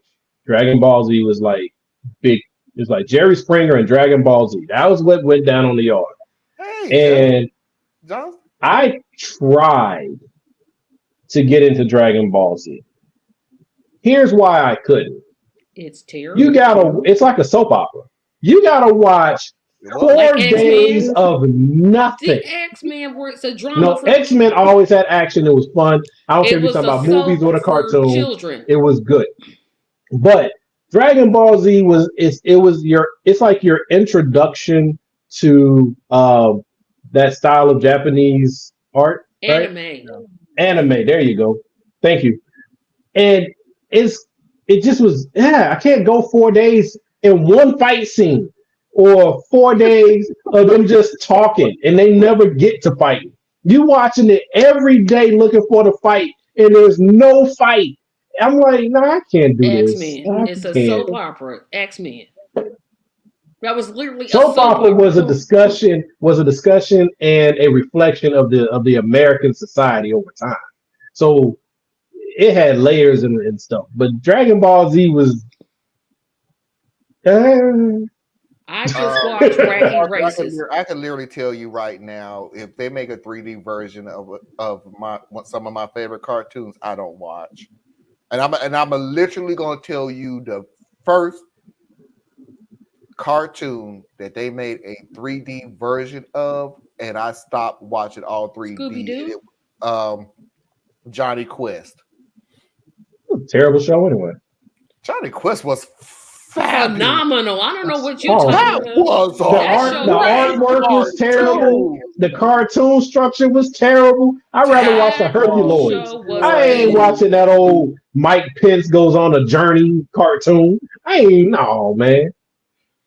That was a great cartoon. I don't know what you're talking about. It was a little racist. Yeah. I can't say the racism wasn't there.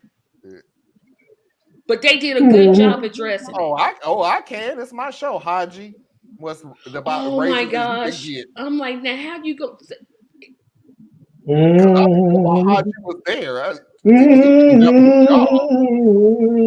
Three's Company. It was like I said, it was okay, but I'm like, it's not one of the best. It's okay. And then they had to go black version of Hank with Mr. Cooper. I'm like, y'all gonna do this to me twice? Haji was. Johnny Quest was phenomenal. Sure was. And Space Ghost. That was good. Nope. What? Nope. Space Ghost was it. You like Johnny Quest and don't like Space Ghost. Okay, man. We talked about taking all your cartoon privileges and throwing them in the trash. They just terrible. The old one or the new one? The old one. The old one. Not Space Ghost Coast to Coast, which is pretty good too. But that's not the same thing. With the Herculoian people, which I forget what their names was actually. The Herculoids. I remember them. Yeah, they was on the same show. And then you had Goldar and you had the Wacky Races. Don't make me, boy. I'll go way back on y'all. Now Hanna-Barbera, them was some good cartoons. Now the funny thing is they were all repeats of each other. But those were some good cartoons. Josie and the Pussycats, they had the manager. He looked just like Fred. The other one looked like Shaggy. I'm like, did y'all just take them, change the hair? They just literally took the same thing, changed the hair color. That was the beauty of Hanna-Barbera. And that was part of their formula. Casey Kasem should be like worth $1 billion because I promise he did every single. I'm like, wait a minute. He was the Ryan Seacrest before Ryan Seacrest. Tell me the difference between Scooby-Doo and Speed Buggy. Nothing. Here's the difference. Here's the difference. Speed Buggy was a talking car. Yeah. But you got Speed Buggy, you got Scooby-Doo, you got Jabberjaw, and then you had one other one. Josie and the Pussycats. But they were all the same thing. Like this is the same cartoon. And it was good. Just like I love Ricochet Rabbit. That was like my joint. Like when that came on, I'm watching Ricochet Rabbit and Snagglepuss and was it Huckleberry Hound and Yogi was alright. He had to be just joined because he did every voice. He did Robin in the Superman cartoons. He did Shaggy. I'm like, how many voices is this man gonna do? As many as it takes. And they did great. Hong Kong Phooey, you can leave me alone. Oh, Hong Kong Phooey was okay. It was okay. The storylines weren't always very good. Yeah, I'm like, it was fun And Scat Me Brothers, yeah, I love Hong Kong Phooey. But Grape 8, that was my joint. Grape 8. That was my least favorite one. Wiggly Wiggly.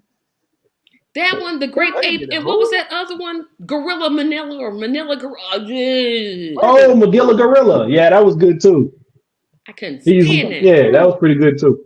And then elementary school, boy, just let me get the first half of Inspector Gadget.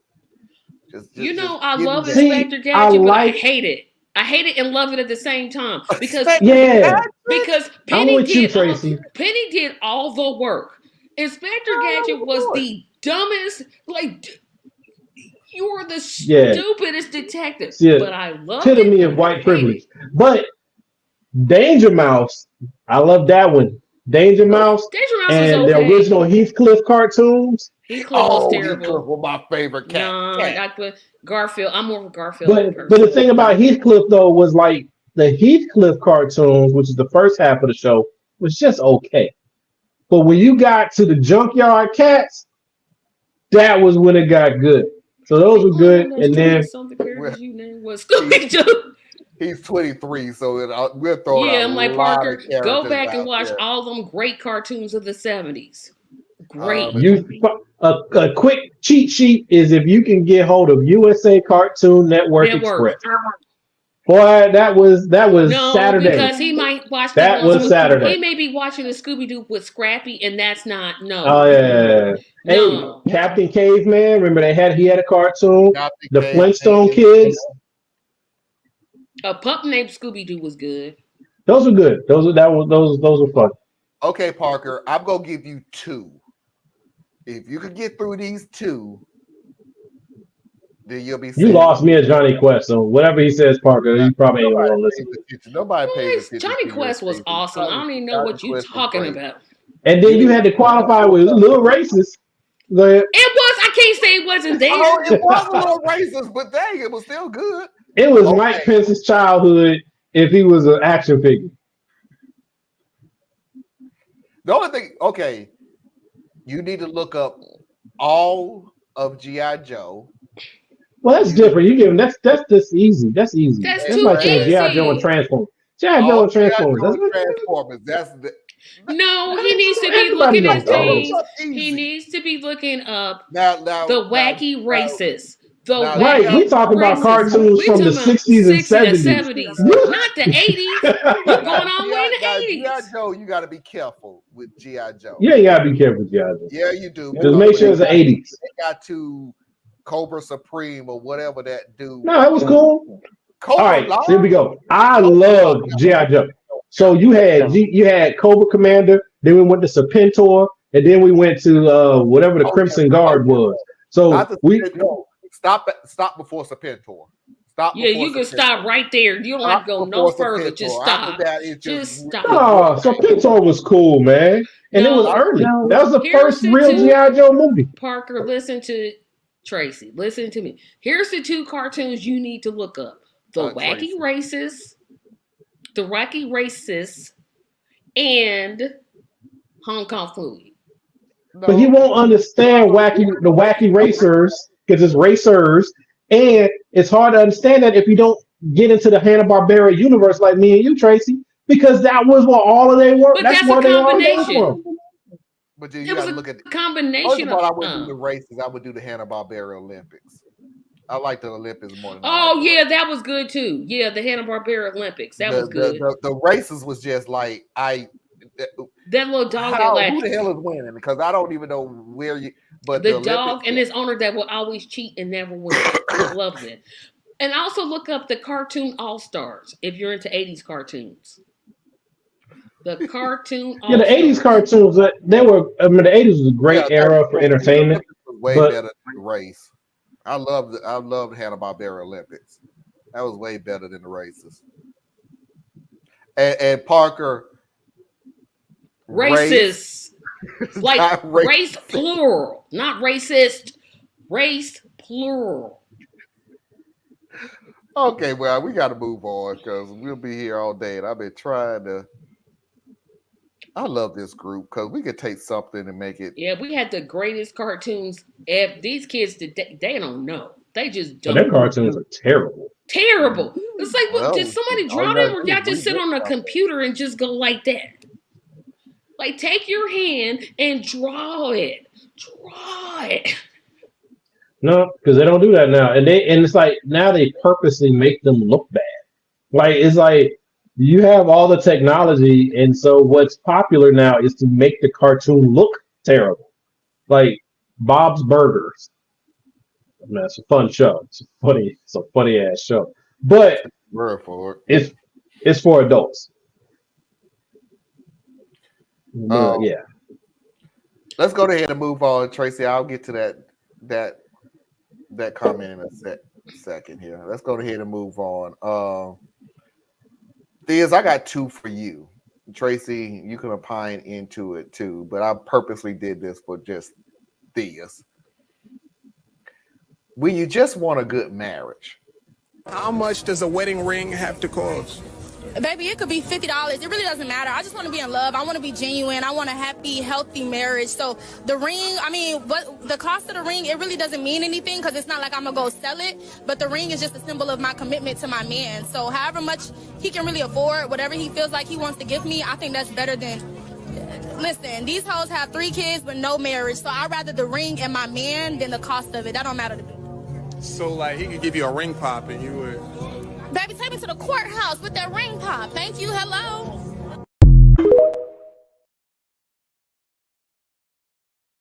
I'm 80% with that young lady.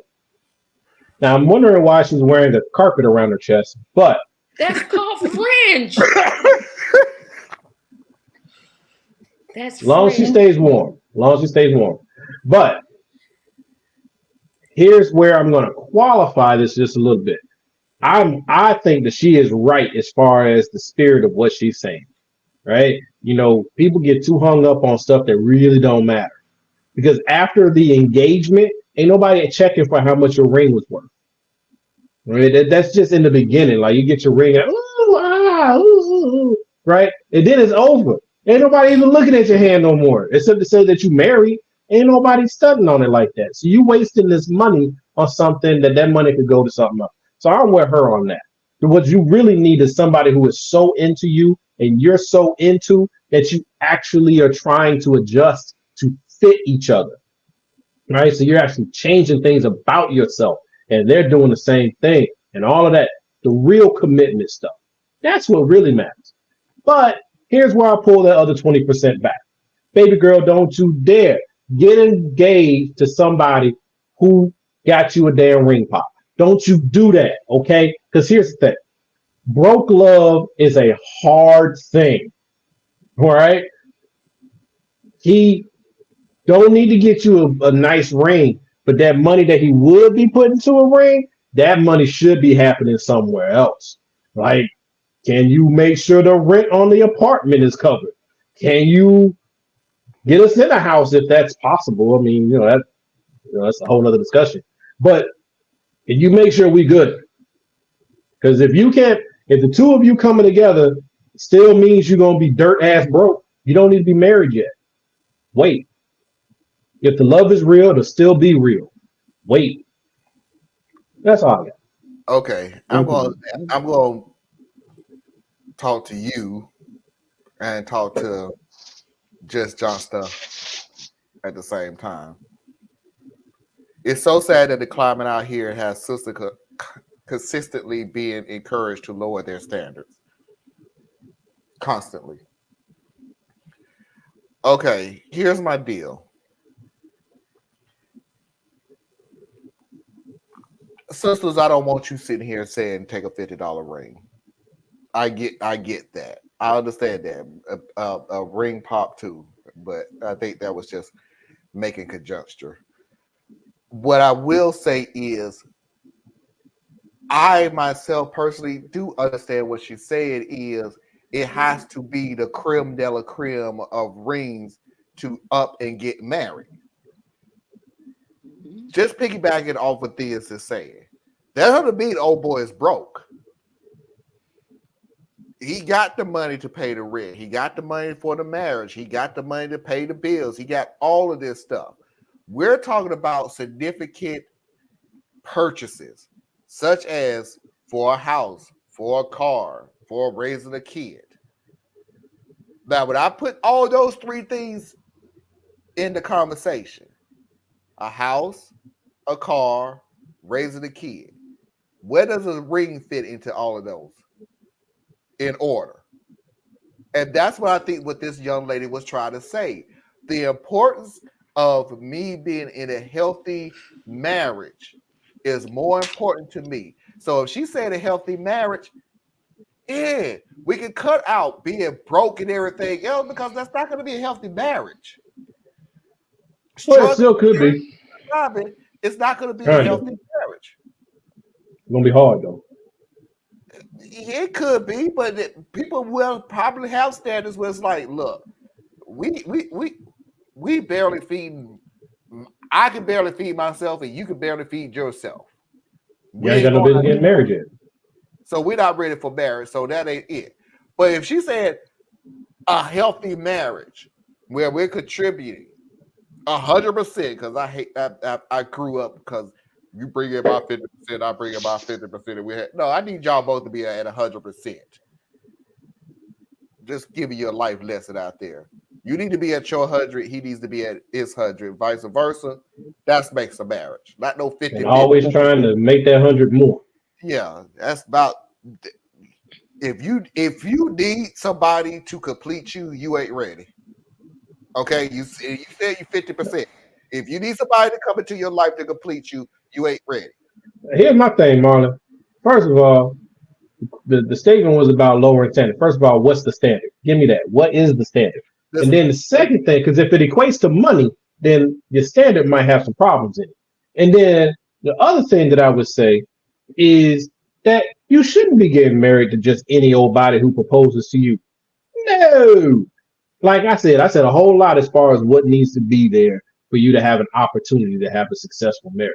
And even then, it ain't guaranteed. You know what I'm saying? But if you sit there and drop 10 grand on a wedding ring, like my dumb ass did, okay, my wife don't even wear that ring no more. Okay? So what was the point?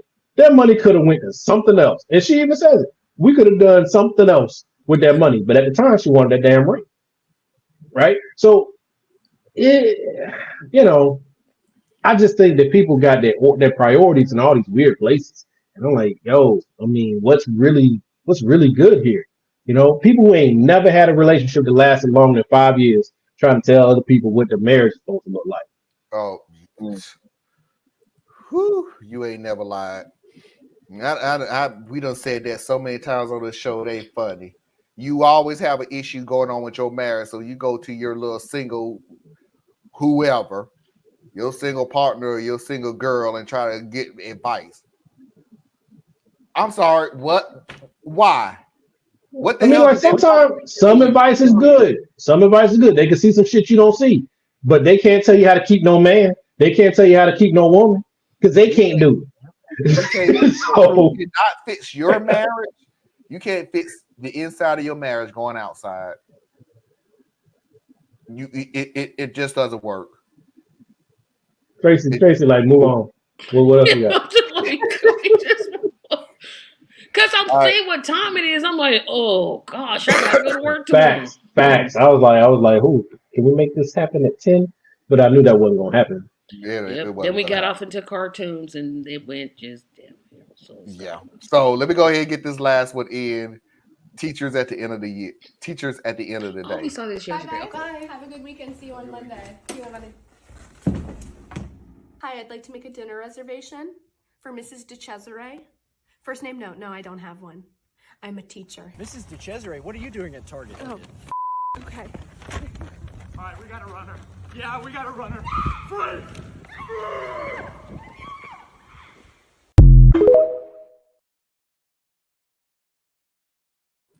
Man, my heart goes out to these teachers.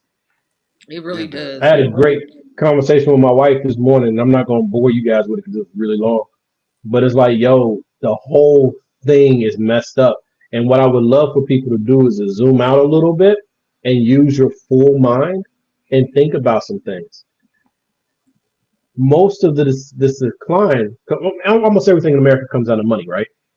So if we have been systematically taking money from the school system for the last 30, 40 years, don't you think eventually you get to the point where it's barely sustaining itself? And then you have people like DeVos, who was our head of education for 4 years. And her whole stated mission is to break the public school system. And she put things in place to erode that power structure, just like the dude did for the post office. But unfortunately, we're so distracted and we're looking at any and everything except for what we should be, that we stop and say, man, teachers keep quitting. These kids keep fighting. These kids are out of control. These kids can't read. All those things are true, but they're all symptoms. Right? This is the logical conclusion of starving the public school system of support financially and personally. Parents checking out. We had an entire generation of No Child Left Behind that are now adults. So they didn't read. They barely got through school. And now they little dumb children are coming through school. Yes, I called your children dumb. All right. So you got all that stuff going on, and the schools are ill prepared to be able to give these kids what they need to help shore things together. But I feel for these teachers, man. I don't know how they're doing it. I think every day they do it. I feel kind of strange. I feel so a certain type of way that we are I ain't gonna say the only society, the society at large. So ain't nobody gonna put it on America. It could be Europe. I don't know. That you are okay for an employee to have to pay for things to do their job. Let me add a caveat to that for anybody that wants to argue. You know your ass wouldn't do that at your job. You know you wouldn't do that at your job. If you need a pen and paper at your job to do your job, you would throw a damn fit. If your job told you we need a computer, so you're gonna have to go out there and purchase a computer, we're not gonna reimburse you for it. But for you to do your job here, you're gonna have to go get you a laptop and a computer. You will lose your damn mind. But when it comes to a teacher who has to go and get crayons and pens and paper and books and everything else just to do their jobs, that's a pretty damn sun up in the sky. Yeah, but then they blame the system. They blame the school system. They blame the teachers because the teachers they're just there to get money. But what the hell are you doing though? Then? Yeah, what you at your job for? Put that on anything. Why are you working when you working? To get money. Don't let them call you. Don't let them call you because your child did something or didn't do something. Like they didn't do their homework or they wouldn't put their phone away or something like that. You be the first one at the school throwing a fit so nobody can talk to your child. You don't talk to your child and your child is not learning. And it's horrible. And you won't really know that your child's not learning. This is how bad it's gotten now. You won't even really understand how bad your child's education is because when they come home with their report card, it'll have a C on it. Yep. And you'll think, okay, well, they didn't get the best out of it, but they're doing okay. At least they're not failing. But what you don't understand is a lot of these schools, you're not allowed to fail these children. So if this boy would have deserved a 20, you have to give him a 50 or a 60. And then give them unlimited opportunities to make up BS scores to get to a C. So your child can't read on level. Not only can't read on level, your child can't read within 3 grade levels of where he's supposed to be. But you don't know that because you don't help that child with their homework. You don't go to parent-teacher conferences. You don't say, hey, let me look at your homework when it's done. You don't ask questions. You can't do you just get the report card. You can't do the problems. I mean, think about it. I mean, Yep. here's the problem that I see as a non-parent. I'm gonna say it, and I ain't sorry I'm about to say it. Some of these parents expect school teachers to be the parent. No, they're just a teacher. Yep. That's all their job is. It's your job. Matter of fact, parents are teachers. You're your child's teacher. First teacher. First, absolutely. First, second, and third teacher. That teacher is just there because, well, it's legally required that your child be in school 8 hours a day. For you to sit here and say, well, they're just there for a paycheck and I could do it, okay. Put up with your little misbehaved little snotty child. Coming out of COVID, man, the amount of parents that I heard and my wife heard saying they can't wait till these schools open back up is ridiculous. These parents couldn't wait for their kids to go back to school because they can't teach them. They're like, you couldn't figure out what to do. And with that's them. another problem, just John, to make sure their kids in all these activities, the child can't even read. What does that say? I don't know. That you can't participate in extracurricular activities. But here's the deal, though. When I hear Did you say dildo? Parents can't even help their parents. No, do you not feel that's a damn generational thing? Like no, you that's failed the parent on their education. Yes. And trust me, I'm not taking things away from parents. Your responsibility is your child. Regardless of how it is, other things, circumstantial things, which I'm not even gonna get into because I don't want to say it on YouTube, but you know what I mean. Other circumstantial things, you chose to have that damn child. Now you have a responsibility. But if your child, but the system has failed your child. The system has failed you. And you want the parent to try to help their child in the educational system. As much as we like to say, you don't help them with their homework. You don't help them with their projects. You don't help them with this. You don't help them with that. They may not freaking know how to do that. I mean, we all make jokes about new math and how ridiculous it is. But at least say, work with the teachers and say, hey, I don't know this. Help me so I can help my child. There's nothing wrong with asking for help. There's nothing wrong with asking for help. I 100% agree, but people aren't doing that. And I know they're not doing that because I spend a lot of time in school. So here's what you can do, people.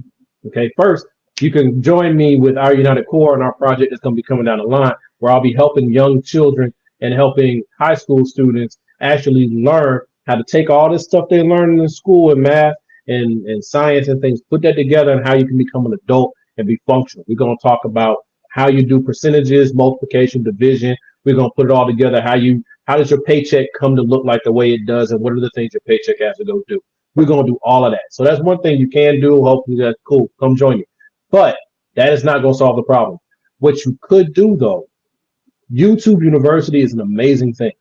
Okay? Yeah, sure. I know I am not, everybody's not me. And I don't hold people to my standard. I don't do that. Okay? I always hold people to a standard actually lower than mine. And mine ain't the best. Okay? But what you can do is try. And what I do with my children, because there are some things, especially my high school student, I'm like, yo, I don't even know what you're doing, right? But what I say to her is, hey, I don't understand this one. So what we're going to do? We're going to work through this together. We're going to try to get to the right answer. And then I need you to teach it to me. What we just did, I need you to teach that back to me. Because obviously I wasn't that strong on it because I had to sit here and go to YouTube and go to Google to get that answer, right? And our relationship is very strong that way. It's made her more confident with her math and things like that. That's something you can do. And it literally takes you maybe 30 minutes out of your day. Just do that periodically. Do that stuff. One, it tells your kid that you're paying attention. Two, it's humbling because it's just amazing what it's like for a child to be in a position where you're giving them the authority to teach you. Right? It's awkward as hell. But it's good. But these are things we can do. Or let's say that's not really about your thing. Your parenting style isn't one that really allows for you to have that kind of weakness or vulnerability. Fine.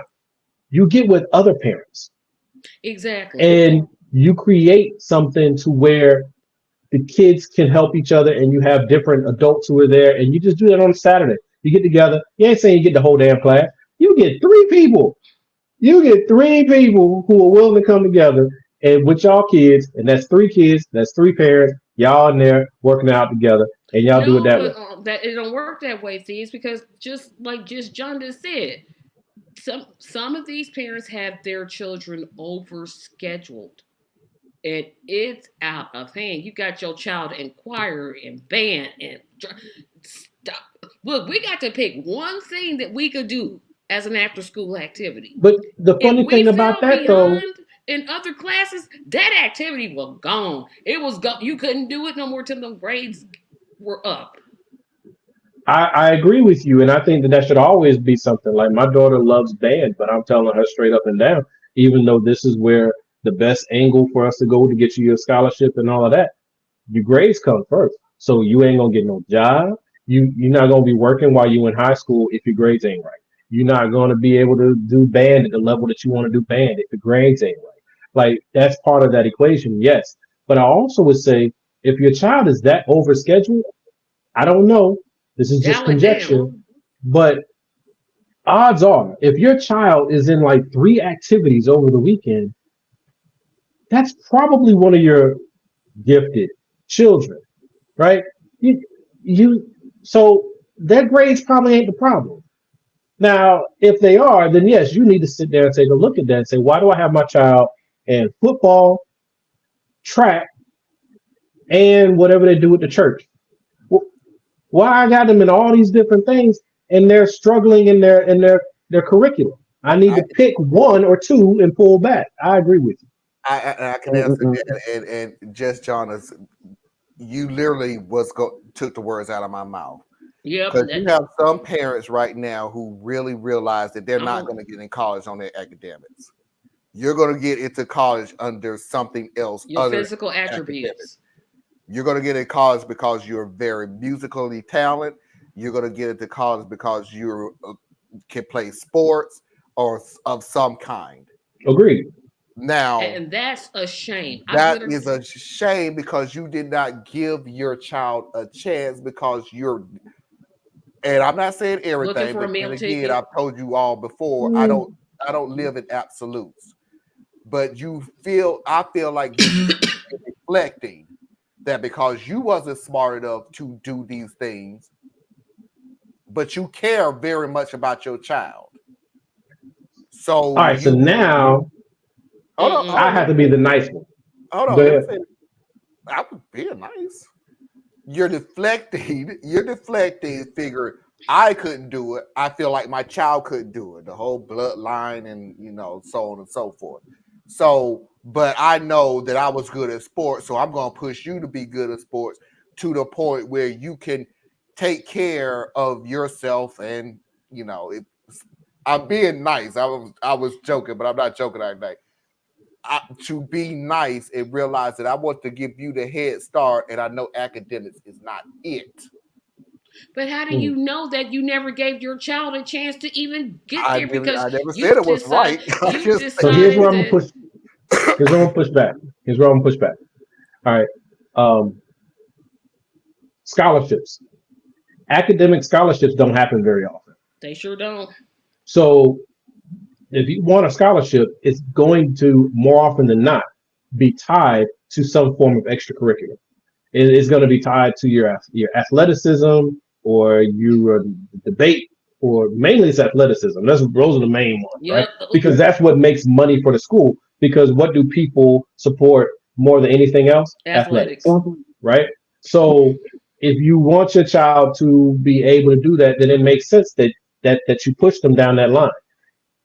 What I would say to that, though, is when you're doing that, make sure that you're making them a student athlete, right? So, like I was talking to student first, athlete second. Yes, or both is kind of in tandem. Because here's the thing. Here's the thing. You can be a straight A student and okay at sports, no scholarship, or you can be a B student, great at sports, scholarship. Now, which one got you in college? Unfortunately, in the college system, the way it's set up, you could be a D student and get a full 4-year ride. Right. That's very hard to come by now because now these schools are able to pick and choose. No, hear me out. I'm telling you because I'm in it. These schools are able to pick and choose more than they did when we were coming up because school has gotten so expensive that a lot of people can't get into college. So these schools can sit there and look at you and say, not only do you have to be good at basketball, not only do you have to be good at volleyball, you must be a 3.8 average. Let's be real about this. There's only 2 sports that you get financial scholarship from where the parents can make money: football and basketball. No, that's not true. What other sport? Baseball. It's this no baseball. Golf. No. Tennis. No. Equestrian. Football and basketball. No, that's where black people tend to look. But if you look at where the scholarships are going, that's where the scholarships are. What school? Wait a minute, what school? What sport makes more money for the colleges? Football. It's not about who makes the most money. Those are going to be your better ones. Y'all, please. When's the last time y'all really looked at this for real? Because it's really. Come on, man. You telling me football and basketball only way in on a scholarship? I didn't say it was the only way. I said that's what the colleges concentrate on. Nobody said it was. It depends on the college. It depends on the college. And we're talking about. Listen, I'm a huge college football fan. Right. Nine times. I'm gonna use this school as an example. The University of Notre Dame. Mm-hmm. Greatest team in all of college sports, no doubt about it. Okay, yeah, no. All right. Okay, I'm just not going to say they're the greatest college team ever, okay? I'm not a Notre Dame fan, but I'll give it to them. They have the storied tradition. They make 90... They make... Says them. Let me get to my example. 95% of their athletic scholarships come from football. They don't come from golf. I don't know if that's the right number, but yeah. They don't come from 95% of these big time colleges. I'm talking like the Alabamas, the Michigans, the Michigan State. They come from football or basketball. They not coming from golf. They just not. So I didn't say there was no such thing as a golf scholarship there. I agree, but that's the impression you really dropped because I was just naming scholarships that you can go in, and you're like, "Oh, come on!" No, I'm serious. Most of the money is going to be behind football and basketball and baseball because those are the ones that people flock to. But you, especially Notre Dame, you go look at Notre Dame. These PWIs, these predominantly white institutions, they got kids riding in there. They ride horses. They play golf. And they got a full ride scholarship. Nobody said and that. We're saying swim team. The swim team. So black folk out there and Latinos out there, for real talk, if your child's gifted in one of the 2 major ones, good luck running that gamut because everybody and their mama trying to make their child great in those 2 areas. But let your child be the all-star golf player for their region or their state and they're black. Watch the scholarships roll in. And if you're female, it's even worse. Let your kid be the all-star swimmer, and they black. Right? Sometimes tokenism can help you a little bit depending upon how you maneuver it. Or you can go and say everybody got to be the next Michael Jordan. Well, you got every little black boy in America trying to be the next Michael Jordan. I know that's a dated reference. I don't know who they would use now. LeBron. It'd be LeBron James or somebody. LeBron didn't even go to college, that's true. Yeah, I mean, like I said, I'm saying what I'm saying in terms of colleges and where they get their money from. It's only 2. I agree, but that's not the same. That's not the same argument. Like, I can't deny that football is where most of the money flows, especially if you're looking at a football school. Absolutely. But you go look at other schools, especially like part of our discussion started out with being very strong in your academics.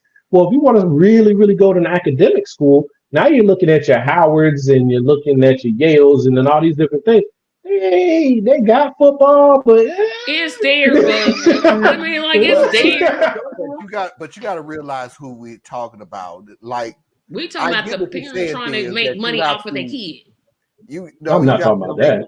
You got to take your kid to a different avenue that everybody else in the Black community is also trying to get to. But now, I'm not saying it's to put you down at all, okay? I just can't find a way to say it. We got to look at reality. I am. Okay. You want a black swimmer. Yes. And you in a black damn neighborhood. I can find you five damn basketball courts and a open grass avenue to play football and basketball. Yeah. Where the hell am I going to find you a damn swimming pool? YMCA. Perfect. So I love that you brought that up. Okay. So what you're using as an example is that what's most accessible. Right. What's most accessible is basketball, which has a very low level of entry, right? Just get a ball, get some friends, and go play. Let me rephrase it. 3: basketball, football, soccer. Yeah, soccer. Well, you soccer, can't even count baseball because baseball is just like who black plays baseball? Like literally. Oh my goodness, people! Well, are you? High schools have baseball. I mean, professionally. That's bad. Gee, we had a baseball team. We did not. We did not. Not a Macy's man. I said professional. No, y'all not interested in having a serious conversation. I don't know what y'all doing. Y'all, no, it's not a y'all. We had a baseball team. And we did not. The worst neighborhood in the world. We had a soccer team. We did have a soccer team, not a baseball team. So that does kind of dovetail into the whole thing we're talking about, as far as school funding and things of that nature. So if you're looking in poor communities, then there's a reason why you see certain activities or certain focuses rise above others. Because if you're in a poor community, you don't have a crew team. You're in a poor community, your tennis court has trailers sitting on top of it. If you were in a poor community, your football team is the only thing that people do sometimes show up for on Friday night so that they have something to do before the weekend. So I definitely do understand that. But I'm not just talking to the poorest of the poor when I'm talking. And I am also talking to them as well.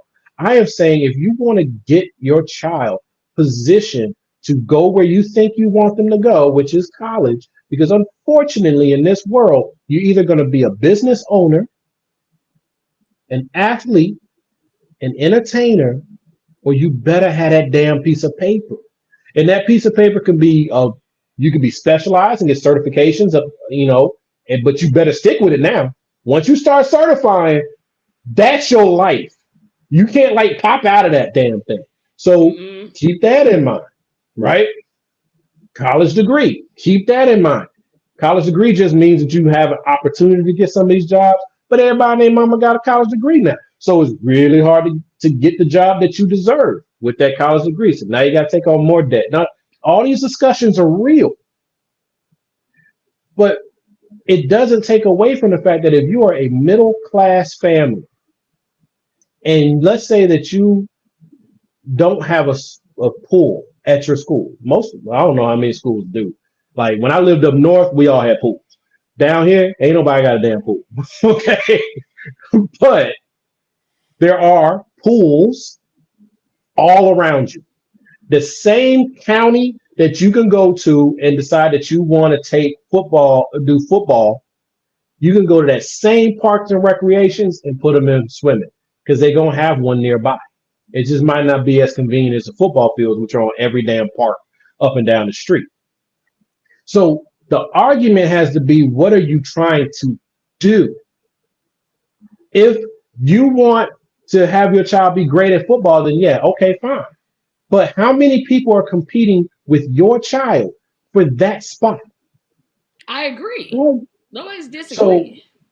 No, y'all kind of were. Okay, Okay, Because Marlon went straight to it. Ain't nobody doing that round here. And then you went to we ain't even got a damn baseball team. And I said, like, that ain't the conversation. It's not about you. What I was going to, but just Jonna did put something in effect in my head. So, but backtrack a little. Itsy bitsy, a little. Okay, a little bit. Gotcha. Yeah, we got it. That parents do have and to make put it quick forth the because effort. it's almost 11. Yeah, parents do have to put forth the effort if they're, inclined to put their child in anything other than football and basketball, and for minorities, soccer. You do have to put forth the effort to find the resources that's out there to help you to integrate your child into these other activities. The little that I'm adding to it is we got to realize when we're talking about the poor of the poor, the people who really want the best for their child, who just don't have that resource. We're talking about Then they, whoever they are, because everybody want to always talk to the poor people. And I love you, poor people. Let me finish. Because we always have this thing about just get out there and take them to places and resources. Man, we got people who not even on bus lines to get on the bus to take their child to go do certain things. Okay. Now, because it goes without effect because they don't have a car. But if I have to say that, because they don't have a car. Or they got to work 2 damn jobs. Work 2 sometimes jobs. 3. So, I like the idea of what you said, Thiz. I'm not going to take that away from you. I absolutely Can't take it from me. I'm right. Oh God. I'm just saying it doesn't fit everybody. You're trying to make what I'm saying fit everybody. And I don't ever talk like that. But if we're talking about the poorest of the poor, which I wasn't, then the focus needs to be on academics, like Tracy said. Because all the other shit, you don't have the resources to really get into it the way you'll need to get your child that shot. So you need those other activities, football, basketball. Well, really, football is so expensive. Oh my goodness, football is so expensive. Every school has a football program. Right, but it's expensive. It is. Everybody who wants to play Shoulder football pads. can't even play. Nope. So, but basketball is a lot easier to get into. But fine. I think kids need activities anyway because they need to show their individuality. They need to learn how to function with a team. They got to do all these different things that these things do for them. Here's what But I if say. you're talking. No, go ahead. No, I'm saying, but if you're talking about the poorest of the poor, Marlon, then the folk that what we prescribe to them might be different. In this anymore. The minute that you said because I'm right, I shut off. So go ahead, take the rest of the show. I'm just going. Oh, okay. So every time you say that you're right, that's okay, man. All right, whatever, bro. So anyway, you got to work at where you are and what the options are that are around you, and you got to decide what it is that you're actually after. True. Everything don't fit everybody the same way. If you were in a position where you can put your child in swim, then put them in swim. See if they like it. If they don't like it, switch sports. Keep finding whatever it is working if you have that opportunity. If you don't have that opportunity, you at work for 18 hours out of the damn day. The only time you get to come home is to go to sleep. Then that might not be the fit for you. But there we find where do we have some time to make sure that we're engaged with your education. So on Sunday, we spend an hour together. You know, there's things we can do even when we have bad options and bad choices around us. And and here's what I'll say. Put an instrument in y'all children's hands. Teach your child how to play an instrument, please. Please teach your children how to play an instrument. Yeah, if they like it. My daughter took to it and it's amazing because ain't nobody in her family music. But she's great. She does an amazing job with the trumpet. Piano, she's a freshman and all that. Flute, clarinet. But that stuff ain't cheap either. No, but you No. can I gotta always go buy. to church though. Your local church always is there. Boom. You can't Yeah, if you afford a want to play the piano. organ. No, churches have pianos. If you can play the organ, you can play the piano Right. So you got an organ, piano, and drums. All right, cool. and a But what I'm guitar. saying, and that's great. That's still great though, because you need to learn how to play music, play by ear. Some churches even teach you how to read it. I don't know. Most of my churches do play by ear. It's the same 5 melodies, and it just goes with every song. But yeah, I agree with you. Music has been proven to help you with mathematics. Yes, music will help your child become more academically capable. Yeah, Teach your I child how fully to agree. play an instrument. You cannot You're go saying it wrong. ain't cheap. I got to turn around and buy my daughter a $1,400 horn. This stuff ain't cheap, y'all. And I'm gonna go ahead and shut this down real quick by this. Schools are filed with cuts to art They do, programs. and that's the Parents one have thing you to don't pay need the to be rent and cutting. instrument. No, you have every right to say what you said, and I agree with it. I just want to right. add something to it. When they started cutting out PE, digital water kids fat. no, when they started cutting out just blue Music. collar jobs like auto mechanics classes and woodworking and things like that, that's what I thought was really damn foul. But They the used to thing have is, construction and they cut that. Everybody they is used to not have college. they Sorry. used to have an actual vocational program. Yeah, Like when we were in vocational high training. school, you could go vocational, you can go college prep. And if you went vocational, you could actually focus on mechanical engineering, small engine repair, all these different things you could do on that track, other than just taking it as an elective like I did. That's true. I'm with you. But now I want people to really look and ask yourself, why aren't these things available anymore? It's not because your school doesn't want to give it. It's because your school doesn't have the money to do it. Do it. Yep. Because So we got to look at where's the money coming from. And that's because they go by property taxes to fund schools. And if you're in a poor neighborhood, your school not getting as much, but expected to have the same outcomes. I don't know where this comes from. Yeah, so think about it this way. Excellent point. So schools are funded by local property taxes. Now, if you live in a community that's full of apartment complexes, not single family homes, that means that these apartment complexes are owned by investors or owned by business owners. So Paying property business, taxes. exactly. When you own a business, your focus is to minimize your costs. So you don't always pay your taxes. And in fact, you want your property values after you get them full. You want those property values to come down so you don't have to pay too much taxes on them. So that means you have an apartment complex that's got 300 families in it, but it's not paying the equivalent of 300 families worth of taxes going into that school system. Whereas you can come to where, like I live, or someone in a single family homes, subdivisions all over the damn place.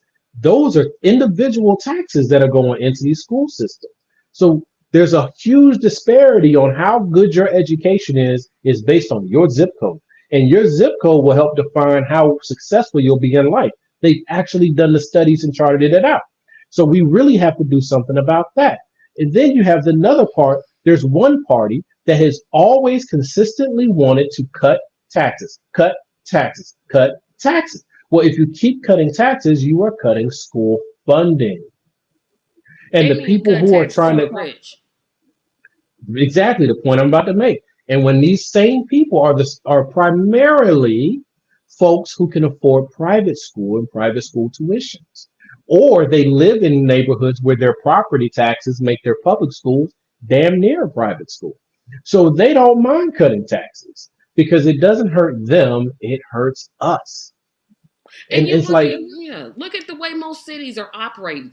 You see apartment buildings going up. When is the last time you saw a house being built? Like a single family house.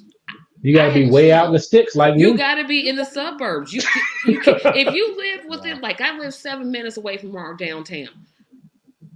I literally saw no house from where. If I went from where I went to the downtown, I would see houses, but then once I hit downtown, no houses, just high rise apartments that are overpriced. Nobody can afford them. They're not paying taxes because they're all renters. Yep. And that's They're not paying taxes also because they can't even fill them. They're building them with the intention of not being not able to filling fill them. Yep. They're like, oh, they're not for rent. Well, why did you build it?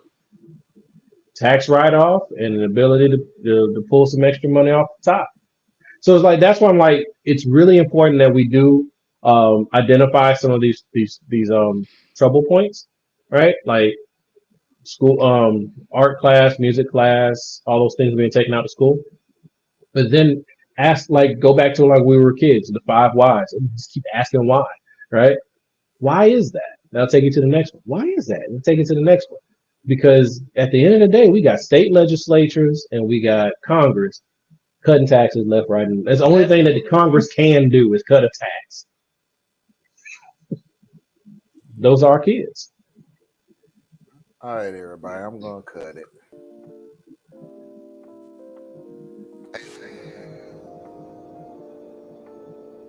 Can't hear you, Marlon. I have no idea why I talk once I play the music because I know anybody can hear me. So forgive me. I've only been doing this for like 3 years. So sorry. Theus, tell everybody where they can find you. Well, if I ever say that I'm right again, you might not be able to find me here. Hell no. So I don't know. Good night, Just John. Good night. Good night. Tracy. TracyMediaLLC.com, where you cannot find one, you can find 2, but you can find 3 videos that I uploaded. Ladies and gentlemen, boys and girls, children of all ages, non-conforming individuals, and I can't find the video. And of course, I'm assuming you're Le Québécois. That is our show for tonight. I appreciate this. I appreciate Tracy. We will be back next Friday at 9 p.m. for our end of the year awards. I hope everybody can join us. Dressed nice. Everybody dressed nice, except Theus, who thinks that's beneath him. Clutch pearls. Theus just ain't got nothing. You ain't got a tie. Oh, I got a tie. I don't know if I remember how to even tie my ties. I guess YouTube University. YouTube University, buddy. I used to wear a tie every day, and it's like I ain't did it in so long. Just get one of those pre-tie ones. Yeah, that's not gonna happen. No, we can't do that. Get a clamp on. Yep, I can't do that. No, I can't do that. And until next time, we will see you when we see you. Peace.